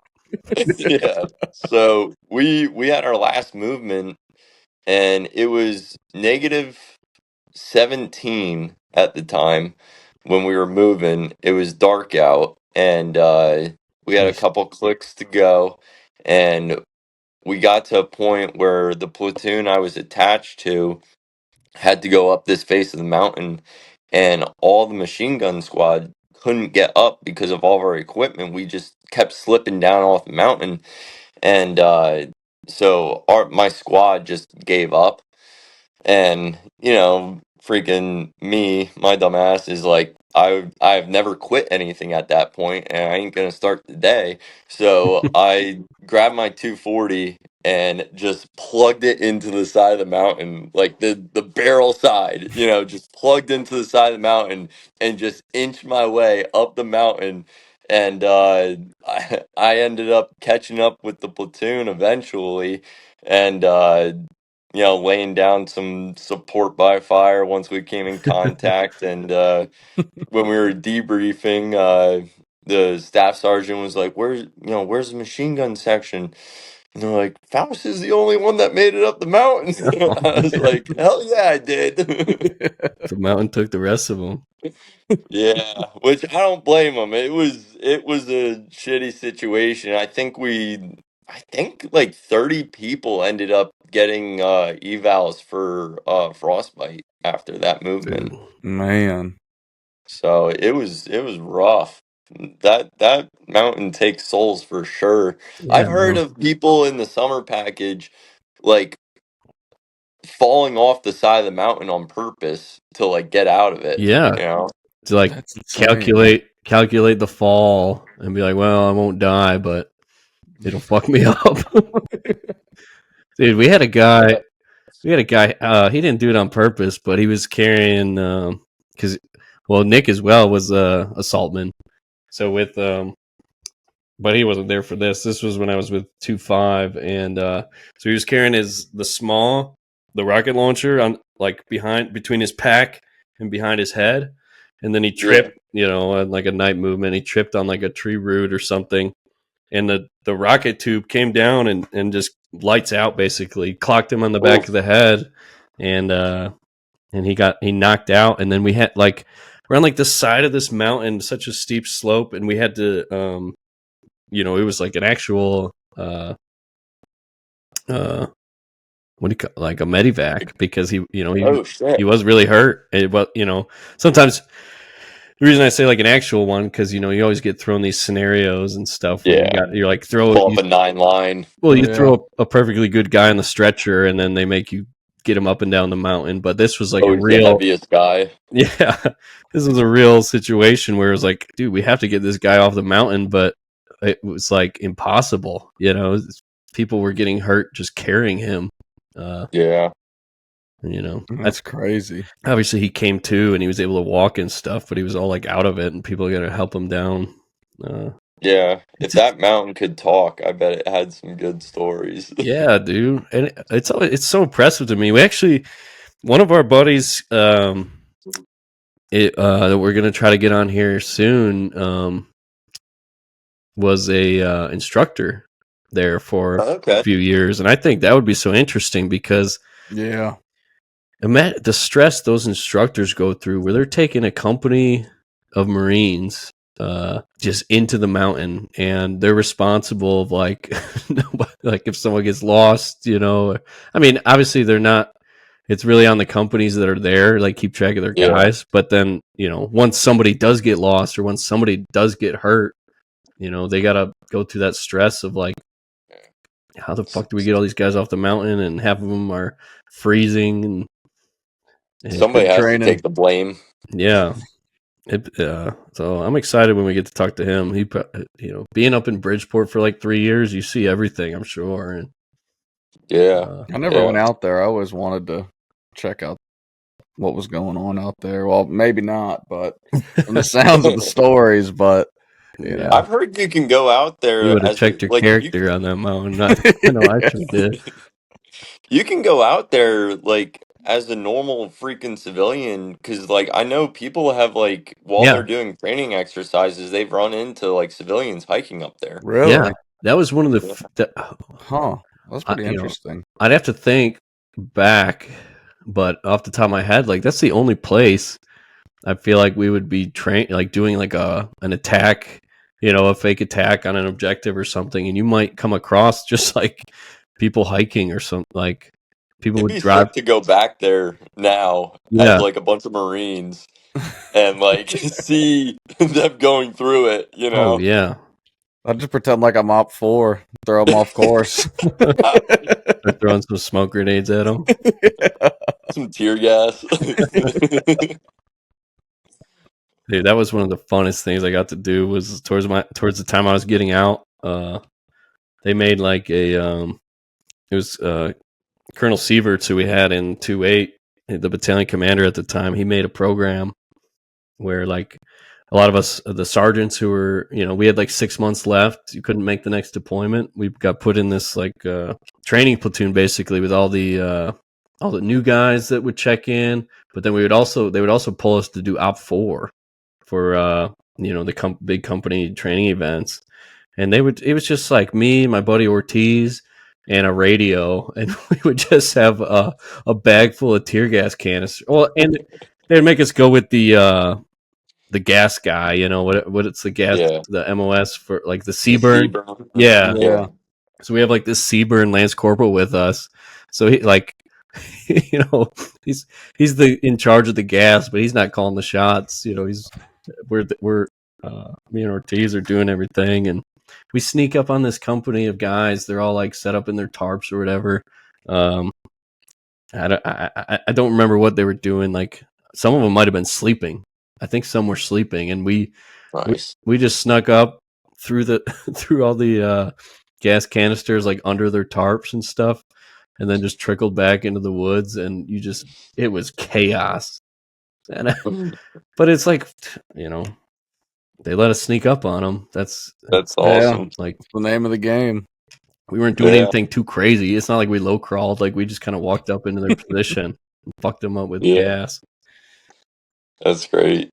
But yeah, that was kind of my got that that Norway deployment with 1-6, and then ended up going over to 2-8 where I met you. And Here, before we pop over into this, we done take a quick piss break, and I wanted to grab a bottle of water real quick. yeah, Yeah. All right. yeah. I think I had like somewhat of a unique experience changing units. So I was a lance corporal at the time, still in Norway, and we found out that our 1-6, the next deployment was to Okinawa. And so, as any infantry marine, you joined so that you could try and hop on a combat deployment. Like the time I joined, it just wasn't really in the cards. Came to find out, but I was in the mentality that I was going to do everything I possibly could to try and get on a decent deployment. So at that point, I knew I didn't want to stick around, even though I loved everybody in the unit and especially my section. But I was so as a lance corporal, I decided it was a good idea to call the monitor and request orders. Um, so How'd that go? I, dude, Well, obviously it went so well. well, I called the monitor. He happened to be a gunny, which, from my understanding, like, is probably the lowest rank a monitor would be. Like, I've heard of like master sergeants being monitors and stuff like that. So I call this gunny, and he's like, hello. I was like, hey, this is Lance Corporal Faust. I'm with 1-6. I want a combat deployment. And he's like, who the hell told you to call me? And so the guy that gave me the idea was this other corporal, and I didn't want to dime him out or anything. Yeah. So I bumped his rank up to sergeant, and I was like, Sergeant so and so told me to call you and request orders, and he's like, whatever, what do you want?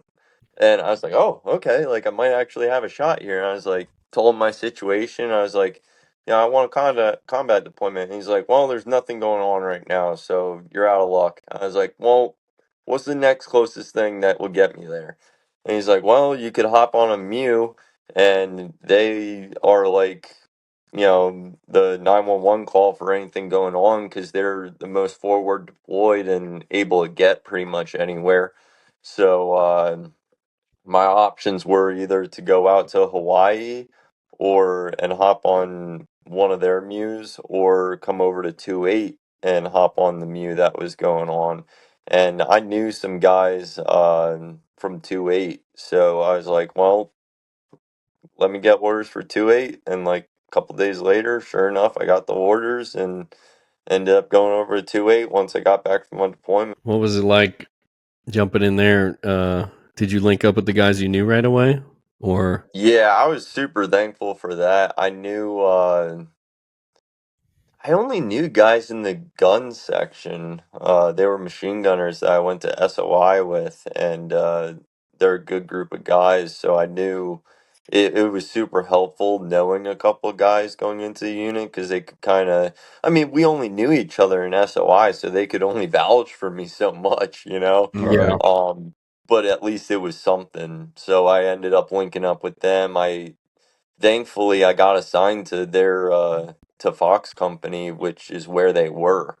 So I already knew them. I was super super grateful for that because it kind of gave me some sort of base when I landed in 2-8, and they helped me transition pretty well, vouched for me enough to at least get rolling, and then made my own name. Was the culture of 2-8 way different than your previous unit? Because it's something that I think Dave's talked about a little bit too. That a lot of I was only ever in 3-7, but he said that going to different units, it's almost like there is like a cultural difference in each unit that goes It's on. It's huge, honestly, like a lot bigger than I expected.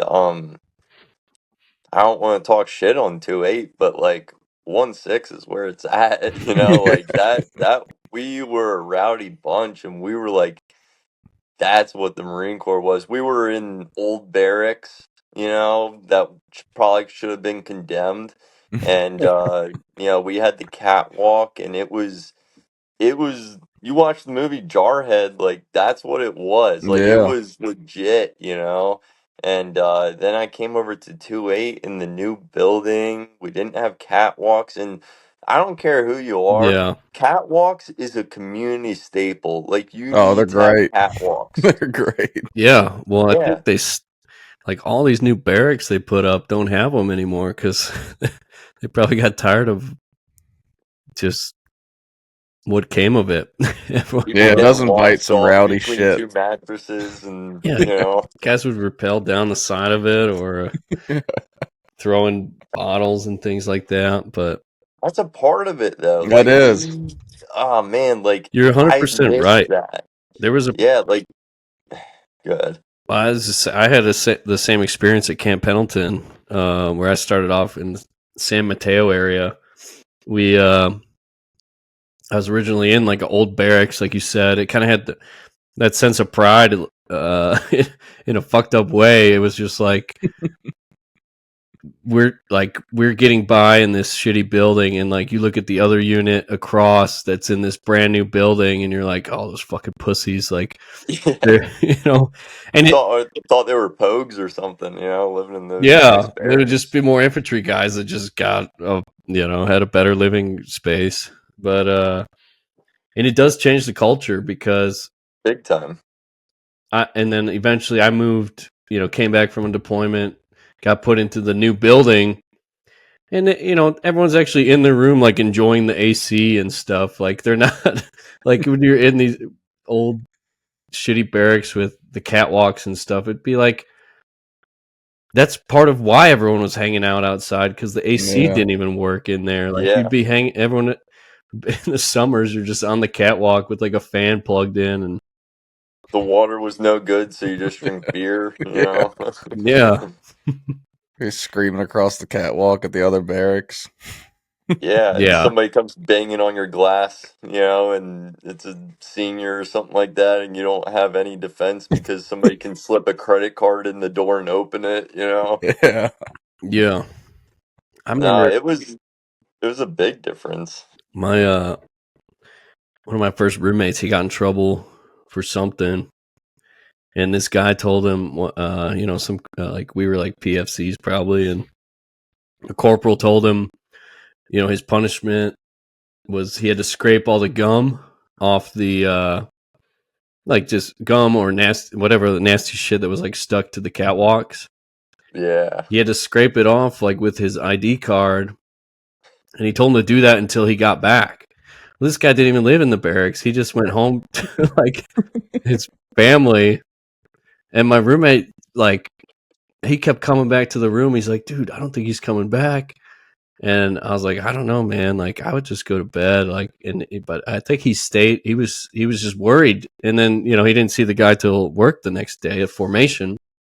But and then later we find out that guys can be married and like actually have a normal house that doesn't get fucked up. Dude, I didn't even know my first year in the fleet, I didn't know there was a med hall. Like, I didn't know you could go and if you were sick, you could go get like medicine from corpsmen and stuff. Like, I never knew like there was anything except for like go to the PX and get some NyQuil and hope for the best. Like, Yeah, Yeah, there was little direction when I got to the fleet. What Yeah, the fuck I had available to me. yeah. yeah. But It has. I'm sure it's in a much better spot now, but that's what you always hear from the guys that were started off before us. Everyone. I feel like each generation kind of says like, oh, it's just Yeah, it's always the old core. yeah, it's just everybody had it worse. yeah, and I said like with 2-8, that new joint program was like totally, I think overall it was probably for the better because you have like like I said, it was all sergeants that were tasked with it to like take the guys and get their gear, show them where Yeah. the PX is, where to get a haircut, things like that. we weren't in charge of like. We might have done some training stuff. I think we did like a hike with them, things like that, get them used to their main packs. But for the most part, it was like we were the liaisons to like, all right, get comfortable with the base, and then boom, we'd throw them to their platoons, and then the chaos would still ensue, but at least they knew like where to get a haircut, or like you said, they could like, here's medical, like you don't come here every morning, but come talk to them. Some idea, yeah. Come talk to them if something's wrong. Like you have this benefit, Yeah, dude, they dropped us off at in 3-7, and there was nobody there. Like it was me and Ligon, and I won't go too far into the story, but I remember thinking like, where the fuck do I go next? And after 30-40 minutes, I found the sergeant's door, banged on it, and he's 3 sheets to the wind and just tells me to wake him up in the morning. And so ensued a fucking, a year of hazing. Yeah. You have no idea where the chow hall is or anything. You're starving in your barracks room, just eating an MRE from the last field op. Yeah. So I think, I hope it's people had a lot of, mixed opinions about that because of what I was saying earlier. They're like, oh, nobody like held our hand, and like, but like overall, I think it was probably a better way of doing it. Yeah. Yeah, it's probably the way to do it, honestly. Especially because it was, they were getting kind of a good first impression. Like, yeah, we were not just lighting them up all day. Like, you were giving them hugs every morning. I remember seeing it. You're just also nice and soft with them. No, that was a great thing. Ass squeeze. That was part of the fun of it, though. We did like morning PT with them for a couple weeks. So nice.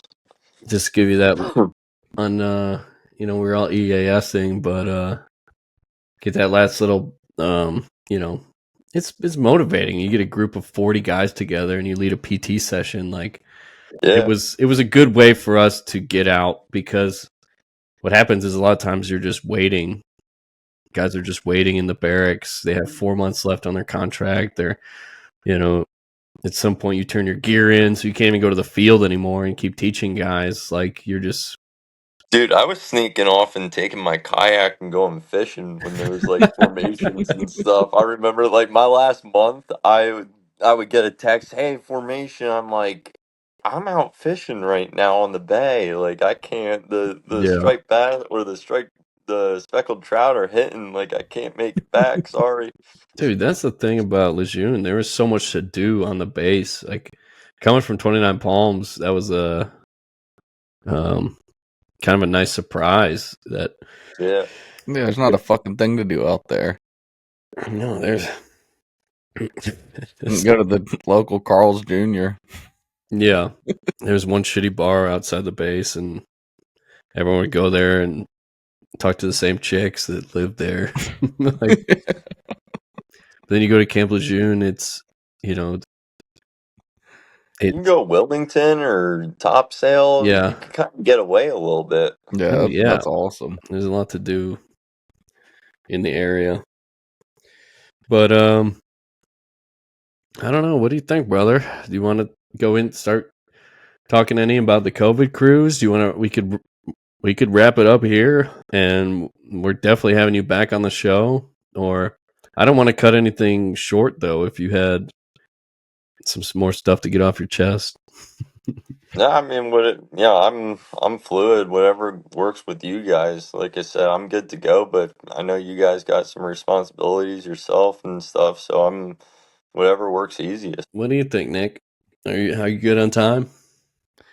Yeah, I mean, I'm good if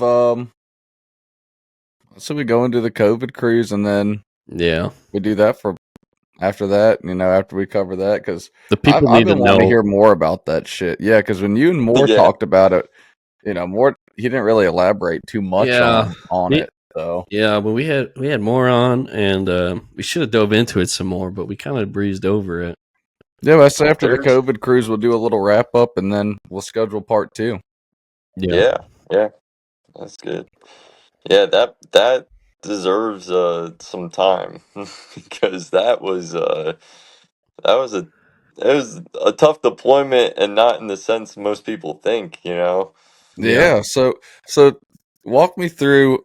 You guys got the orders, and I guess it just happened like a typical Mew, right? You guys thought you're gonna go out, do a couple ports. When did like shit start changing, and it started to turn into the COVID cruise?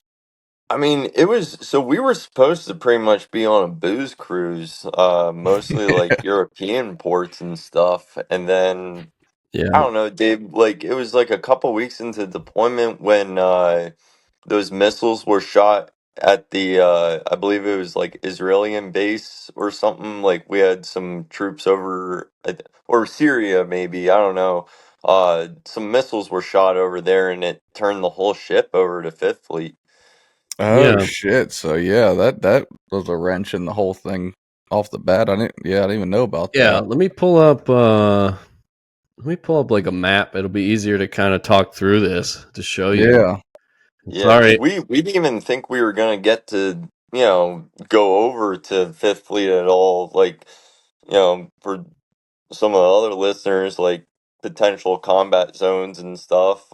We thought we were going to be in non-combat areas the entire time and just, go on a little cruise and hit some ports and stuff. And then it in the beginning, it looked like we might get a good deployment out of it, and possibly go over there and go to work Yeah, I'm for a sure that little that bit was some excitement. There's a lot of excitement on the boat when you guys heard for about sure. this. Yeah. So Yeah, I big could time. to paint the picture for if anyone's we have mostly right now our listeners are like mm, guys from the Marines, but for those that were not, to paint the picture a little bit, like Trevor was saying with that story about calling the monitor, like the goal of these ships being deployed, and in our case with Marines being on them, it's like we don't have a job on the ship to do. Like the Navy is doing different things, whether it's keeping the ship running, navigating, uh, even just down to the mess hall, things like that. We're just waiting for a mission, basically. Like these ships are out there right now as we're doing this podcast with a bunch of poor Marines just waiting around, hoping for hoping for a miracle. But obviously, the main mission would be to react to anything, like real world combat mission, or maybe to like evacuate civilians. Our goal, since none of that was going on at the time, we were just like like you said, it was, we say booze cruise, but basically the secondary mission of these troops being out there is to build relations with other countries, right? Like, so that was our first port, with Morocco was planned, and if I remember correctly, it was we had a short training event, maybe 3 or 4 days. We were going to train with the Moroccans, and Yeah. but then also get a little bit of time off to go just be tourists in a sense. And Yeah, as it should be on most Mews, like that aren't going to combat zones. Like, essentially, you would be on ship for like, I don't know, maybe a week or two, 3 weeks, and then you would get to port somewhere. You would go through a training exercise, and then ideally, they would give you a day or two of rest and relaxation, have a couple of drinks, experience different cultures and stuff like that. yeah, so we came out. We left Virginia, journeyed the Atlantic, had some rough waters, and we're like, dude, we were like off the coast of Morocco. Yeah. We could see the land. Like we were all excited. We're going to go like clean up a beach or something like that. I volunteered for it. Yeah. And then the ship turned around like mid, or like you were It saying. was only a couple of weeks in. Yeah, it was right away. And like you said, there was some something happened.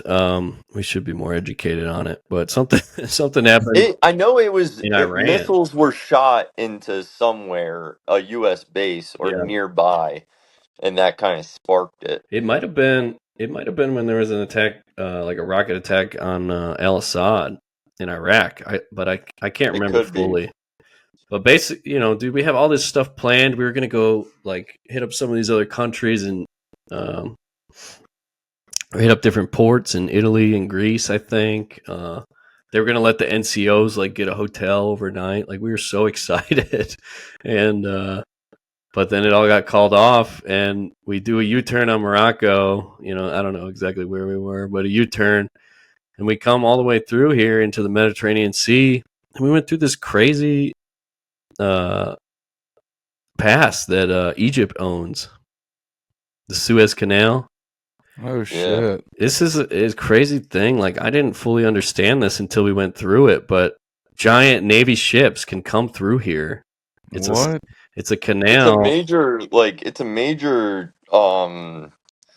travel and transportation, or like for ships and stuff like that. Like I know, I don't know if you remember when a ship got stuck in the Suez Canal and it shut down like trade for a couple weeks, and it was a big deal. So it's a major trade route That's for right. ships. It I do looks remember that. tight for a freaking aircraft carrier to get through there. I mean, I know it Look looks at it, smaller, but yeah, yeah. There you go. That's us. Oh shit! dude. I see David on the top deck Yeah. sunbathing. What's Trevor doing with that sailor? Well, no, I mean that's that. Like our ships were a lot bigger than that, but you could still see that like that's a sizable watercraft right there, and it Yeah, like you can get through it. But it's crazy. The Egyptians own it. They have to send Egyptian. They call them pilots Yeah. to help the ship's captain like navigate their way through. You get all the way through this thing, a little shortcut, that's crazy. and come all the way out. We circled around into the Red Sea, all the way up into the Persian Gulf. Yeah. So we went all just a crazy path How long did that take from when you guys Virginia. turned to get to the Persian Gulf? No, they were moving, because we potentially had missions Right. starting to get lined up, so they were moving at first. I think the path into it was a lot quicker than the path out. I know that. Yeah, Um, we I think it still took a couple weeks though. yeah, it was wild. And then so we're here, we're sitting here in the Persian Gulf. Nothing ended up happening. We got to go into Bahrain and have a couple nights. Go to restaurants or whatnot. But then that was like right about then was when COVID hit us or hit the whole world, and every country just closed their borders, and we still had like 6 months left scheduled. Yeah, yeah, And so and they send any like announcement to anybody, or was it like kind of like a hush hush thing initially? the rumor Oh mill was yeah, Oh, insane. I can imagine. yeah. And like, The rumors just being out in the field, and someone's like, "I heard Gunny said Gunny's getting the trucks to come Thursday Oh, instead of hold on. Friday." Oh, you're good. You might have to. You're good. You might have to pop back out and pop in because it sent me a message saying that it stopped recording due to the. No, you're good, man. But just for me to I didn't even know this. I mean, I've heard about the Suez Canal, but to see it like that is extremely interesting. Yeah, I had to understand these giant Navy ships are getting through there. my recording But on. you guys said the rumor mill was going crazy. Oh yeah, I remember Dave used to get so worked up off that too because he was just not for the rumors, and I probably didn't aid him at all because I was, every time I heard a rumor, we just got to a point where they got so absurd that everybody started making up rumors, and yeah. yeah, and People, when you're on ship for weeks turn into months that we're not getting any ports, and all you have to do is work out and eat. Like, it's literally gets to a point where you run out of training, to do. So you're literally waking up, going to breakfast, then you get in, you're waiting an hour and a half in line to get breakfast.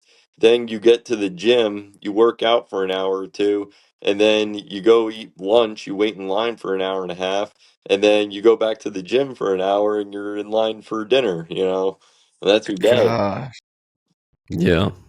I'll get old quick.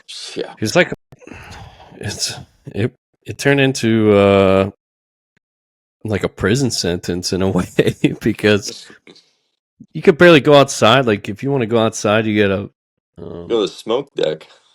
yeah, where everyone's smoking, or we were allowed to go up on top, like on the flight deck, but I mean they would be doing some flight operations almost every day. So then it's closed, they're launching any helicopters or things like that, and It was or like if it's bad weather.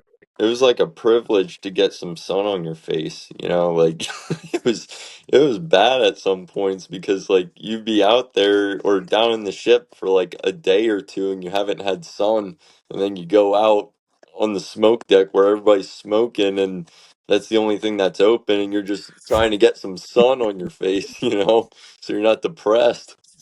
Yeah, you pick up smoking to get some vitamin D. Yeah. Yeah. Lung cancer on the way, but worth the And that trade. was another thing, dude. Everybody ran out of everything. Like, Yeah, because you guys weren't getting any shipments or anything, right? With COVID, they probably didn't know if. yeah, they were digging in Yeah. the back of the freezer and trying to find like there was a point where I think it became a little bit of a concern for like I said, the Navy handled all that stuff. We Yeah, were we were just basically rationing. we were just cargo. So, Yeah, but we would hear all these rumors, or we'd be waiting on, or not waiting, holding on for dear life. Like when one of the one of the platoon sergeants would come in, everyone would like pop out of their beds because they're waiting to hear like just anything. Because think about it, like the country was already kind of freaking out with COVID. We were There's we a were like death had toll on the freaking. We only had like yeah one news channel, and it had a death toll on it, and we were just watching yeah. that thing rise every day. You couldn't call your family or anything, so we're thinking. I mean, there was like they had like pay phones Oh, they're on the terrible. boat, and they hardly ever worked. It had to be, just the right conditions, the right time, or sometimes they would shut it off. If People they would freak out and smash the phones against the. yeah. yeah, there's a I good can video. imagine. There's a good there's a good video of that. I'll send it to you after this, Nick. But like Yeah. tempers were so short. There was a lot of fights that broke out in there. Well, do you remember when you were talking about how we ended up, everybody was running out of cigarettes or tobacco or anything like that? And do you remember Pre-workout. when we lost the AC? Oh, Dude, dude, Oh my god. I think that was the closest I ever came to losing my mind, and I'm pretty close right now. But dude, it was so bad. Like the AC already sucked in there. It was an old ship. Uh, did it get retired or something after? Isn't that what people said? Like this was his last that's float. that's more of the rumor mill, yeah, but Yeah, that's true. All the rumors. yeah. People would drop rumors to be like, "Oh, you know, Gunny so and so got caught in the maintenance closet with a lance corporal from H&S," because there were some female Marines and obviously in the Navy. So people were just spreading all these ridiculous things, and it was Yeah. fun though. It would, I know at one point, like, you know, dip or cigarettes or anything turned into currency. And when yeah. we lost the AC, I had a little portable fan that we weren't supposed to have because we were having like short circuits with some of the outlets and stuff, but Oh yeah. I had this little fan and that fan was worth its weight in gold. And we were like on a solid like 10 days of no AC, and somebody offered to buy my fan, and I think I sold this like $5 fan for like $160. And the next day the AC started working. This is my best trade yet. Yeah. Yeah, dude, it was that when that AC went out, people lost themselves. Like it was, you couldn't leave. Like you couldn't go Well, they anywhere. shut Like down the gym too because people were like, yeah, it was so hot in the gym. yeah. I don't know if Some they were afraid badass of Navy people. guy passed out. Yeah, they're passing out and stuff, so they closed down the gym, and like that's your only outlet of any Yeah. like tension, so that's when this fight started happening and stuff. It's like, Yeah, I well, remember I took my mattress and put it on the floor of like the walkway. I didn't even care if I was gonna get stepped on, like because what happened, our gunny, he pulled through for us, like yeah, he was a you good know, all gunny. the higher enlisted and the officers had different sleeping quarters, and their AC worked, Yeah, or Cor- maybe not. Did the whole ship? I think certain parts had some. It might have just been that they weren't as confined in the area, so there wasn't as much heat being emitted Yeah. off. So it was definitely cooler in there. I don't know if the AC worked, but it was definitely cooler in those areas. You ever see those trucks going down the highway with like a bunch of cages, and then you just see a bunch of like chickens stuffed in there, all touching each other? That's basically what we had, a human version of that. Like Yeah, you got enough room to get in your bed, but you get out of your bed and you're bumping into somebody. Like yeah, you're like, we were literally cargo, and but our gunny pulled through, and he somehow got us some like big like box fans, industrial, I don't know, pretty big fans, yeah. and we would put them in the hallway, like walkway thing. So I just put my mattress on the floor of the walkway, and I get stepped, like people would walk through in the night, but I didn't care. It was so fucking hot. Dude, and people were just letting it rip in those confined areas, and it just smelled horrible in there. Oh yeah, dude. Yeah, dude. I bet a fart could spark a fight in those conditions. It did multiple times. Yeah, especially because it could be deliberate. Like someone rips your curtains back. I think there's some videos of that too. Maybe we'll put them in the Patreon. Yeah, for Yeah. for people that haven't been on those type of ships, the our living conditions were you it's like a coffin. Like you lay down, and if you have a laptop, you can open up your laptop. If you took a big breath, your laptop would be hitting your ceiling. So you're laying in this like probably 24-inch deep by maybe 18-inch tall area that's maybe 6 foot or 6.5 feet long. And like that's where you're living, and like that's your only privacy that you have is a Oh little my curtain that gosh. goes on that. Yeah. And even with just that little curtain, people try to get away with some things behind that curtain. Yeah, yeah. It's crazy how quick how quick the human Morals? brain can like shift. Like if I told you, like, hide behind this little curtain and there's 150 people outside, like he wouldn't pull anything. But 2 weeks 2 weeks on that boat, yeah, you can only imagine what guys were up to behind those things. Yeah, yeah. Don't want to lose any sponsors off going into details on that, That's the sponsors we're going for. We got but to know our market or our audience. yeah, But yeah, man, it was fucking crazy. And yeah, like you talked about the news. We had yeah, one like, I don't know, 20 to 30 inch TV, like up in the corner.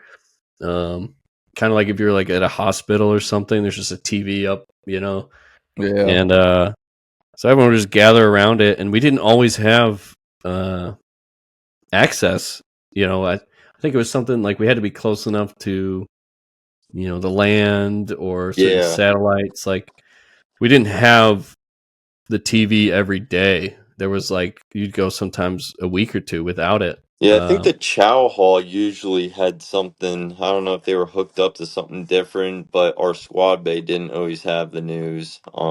They'd play some movies on there and stuff, but it was any information that we could get from the outside world was like, we valued it so much. So whenever we would get the news, everybody crowd over there and, see what we're doing and, what's going on in the world. So it was just so chaotic. Yeah, Yeah, people it's would start rumors insane. with that shit too. They'd be like, I was watching the news this morning and like I saw Lil Wayne died and it would just spread. Dude, did Kobe die during our deployment or something? Yeah, that's what I was Yeah. going to bring Yeah. up. Like Kobe, that's when that he died while we were on the ship, and like a guy saw it on the TV. He comes back, he's like, "Dude, Kobe died in a helicopter crash," Like, and like okay. at that point, nobody believed anything. They're like, "What the fuck? Why was Kobe in a helicopter? Like, you're full of shit." And it was actually one true thing that happened. Yeah, then you have like grown men crying because they lost their childhood, hero, and it was, Yeah. yeah. Jeez. That's Wow. so when did I guess like what was the first good news you guys got when you started to realize that you would be done with Well, this? it lasted for a short period of time. We thought we were going to go into Iraq, and that was like That's right. the best news ever because we thought we were gonna the deployment was going to turn into something, They were and actually going to send us to Camp Beering, where Oh shit. Nick's been there. That was the briefing. We were going to fly into Kuwait and then do something. I think like Yeah. set up a defense for the pullout. They were pulling some people out of Iraq or something, and we were supposed to set up a defense for them. So like that was like awesome. We thought we were gonna get to do that, and I think the furthest it got was us like switching out like QRFs once we got close. Like quick reaction force teams, Yeah. we'd swap out. You would get to sit for a few hours and hope you got called, and calls never came, and mission ended up getting canked, kind of. Jeez. But yeah, and then rumors mills just kept kept going, and I don't know, Dave. When was the first time that we actually realized we were getting out of there? Did they extend it at all, the deployment, because of COVID? Yeah. Yeah, I think so. I believe. I don't know. There was talk of extensions for sure, and then I think it was by the time it was all said and done, we might have gotten back a couple weeks late, but it wasn't anything Right. significant. It was more or less, I think, a logistical issue with coming off the ship during COVID and everything, which is Right. probably what it was. Yeah, that was an experience in itself. Just coming, like landing in North Carolina, we get off these because we flew off when we started the deployment. We actually like drove to up into Virginia, got on a ship, like actually walked onto the ship, and then it left the port. But when we were coming back, we flew off on Ospreys, and we land in North Carolina, and everyone's like, "Get your mask on!" Like Yeah, we're trying to fuck with like 200 pounds of shit, and because then you we're had your pulling sea masks. bags and everything from deployment, except I think Yeah, they might have left one sea bag, but everything else was with you. yeah. It was, Jeez.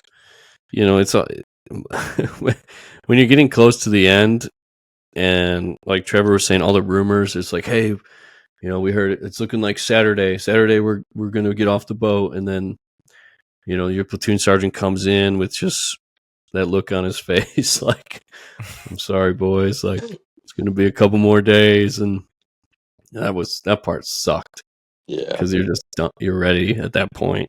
Yeah. yeah, that was tough. But no better feeling, dude. Even with like a lot of things, because that was,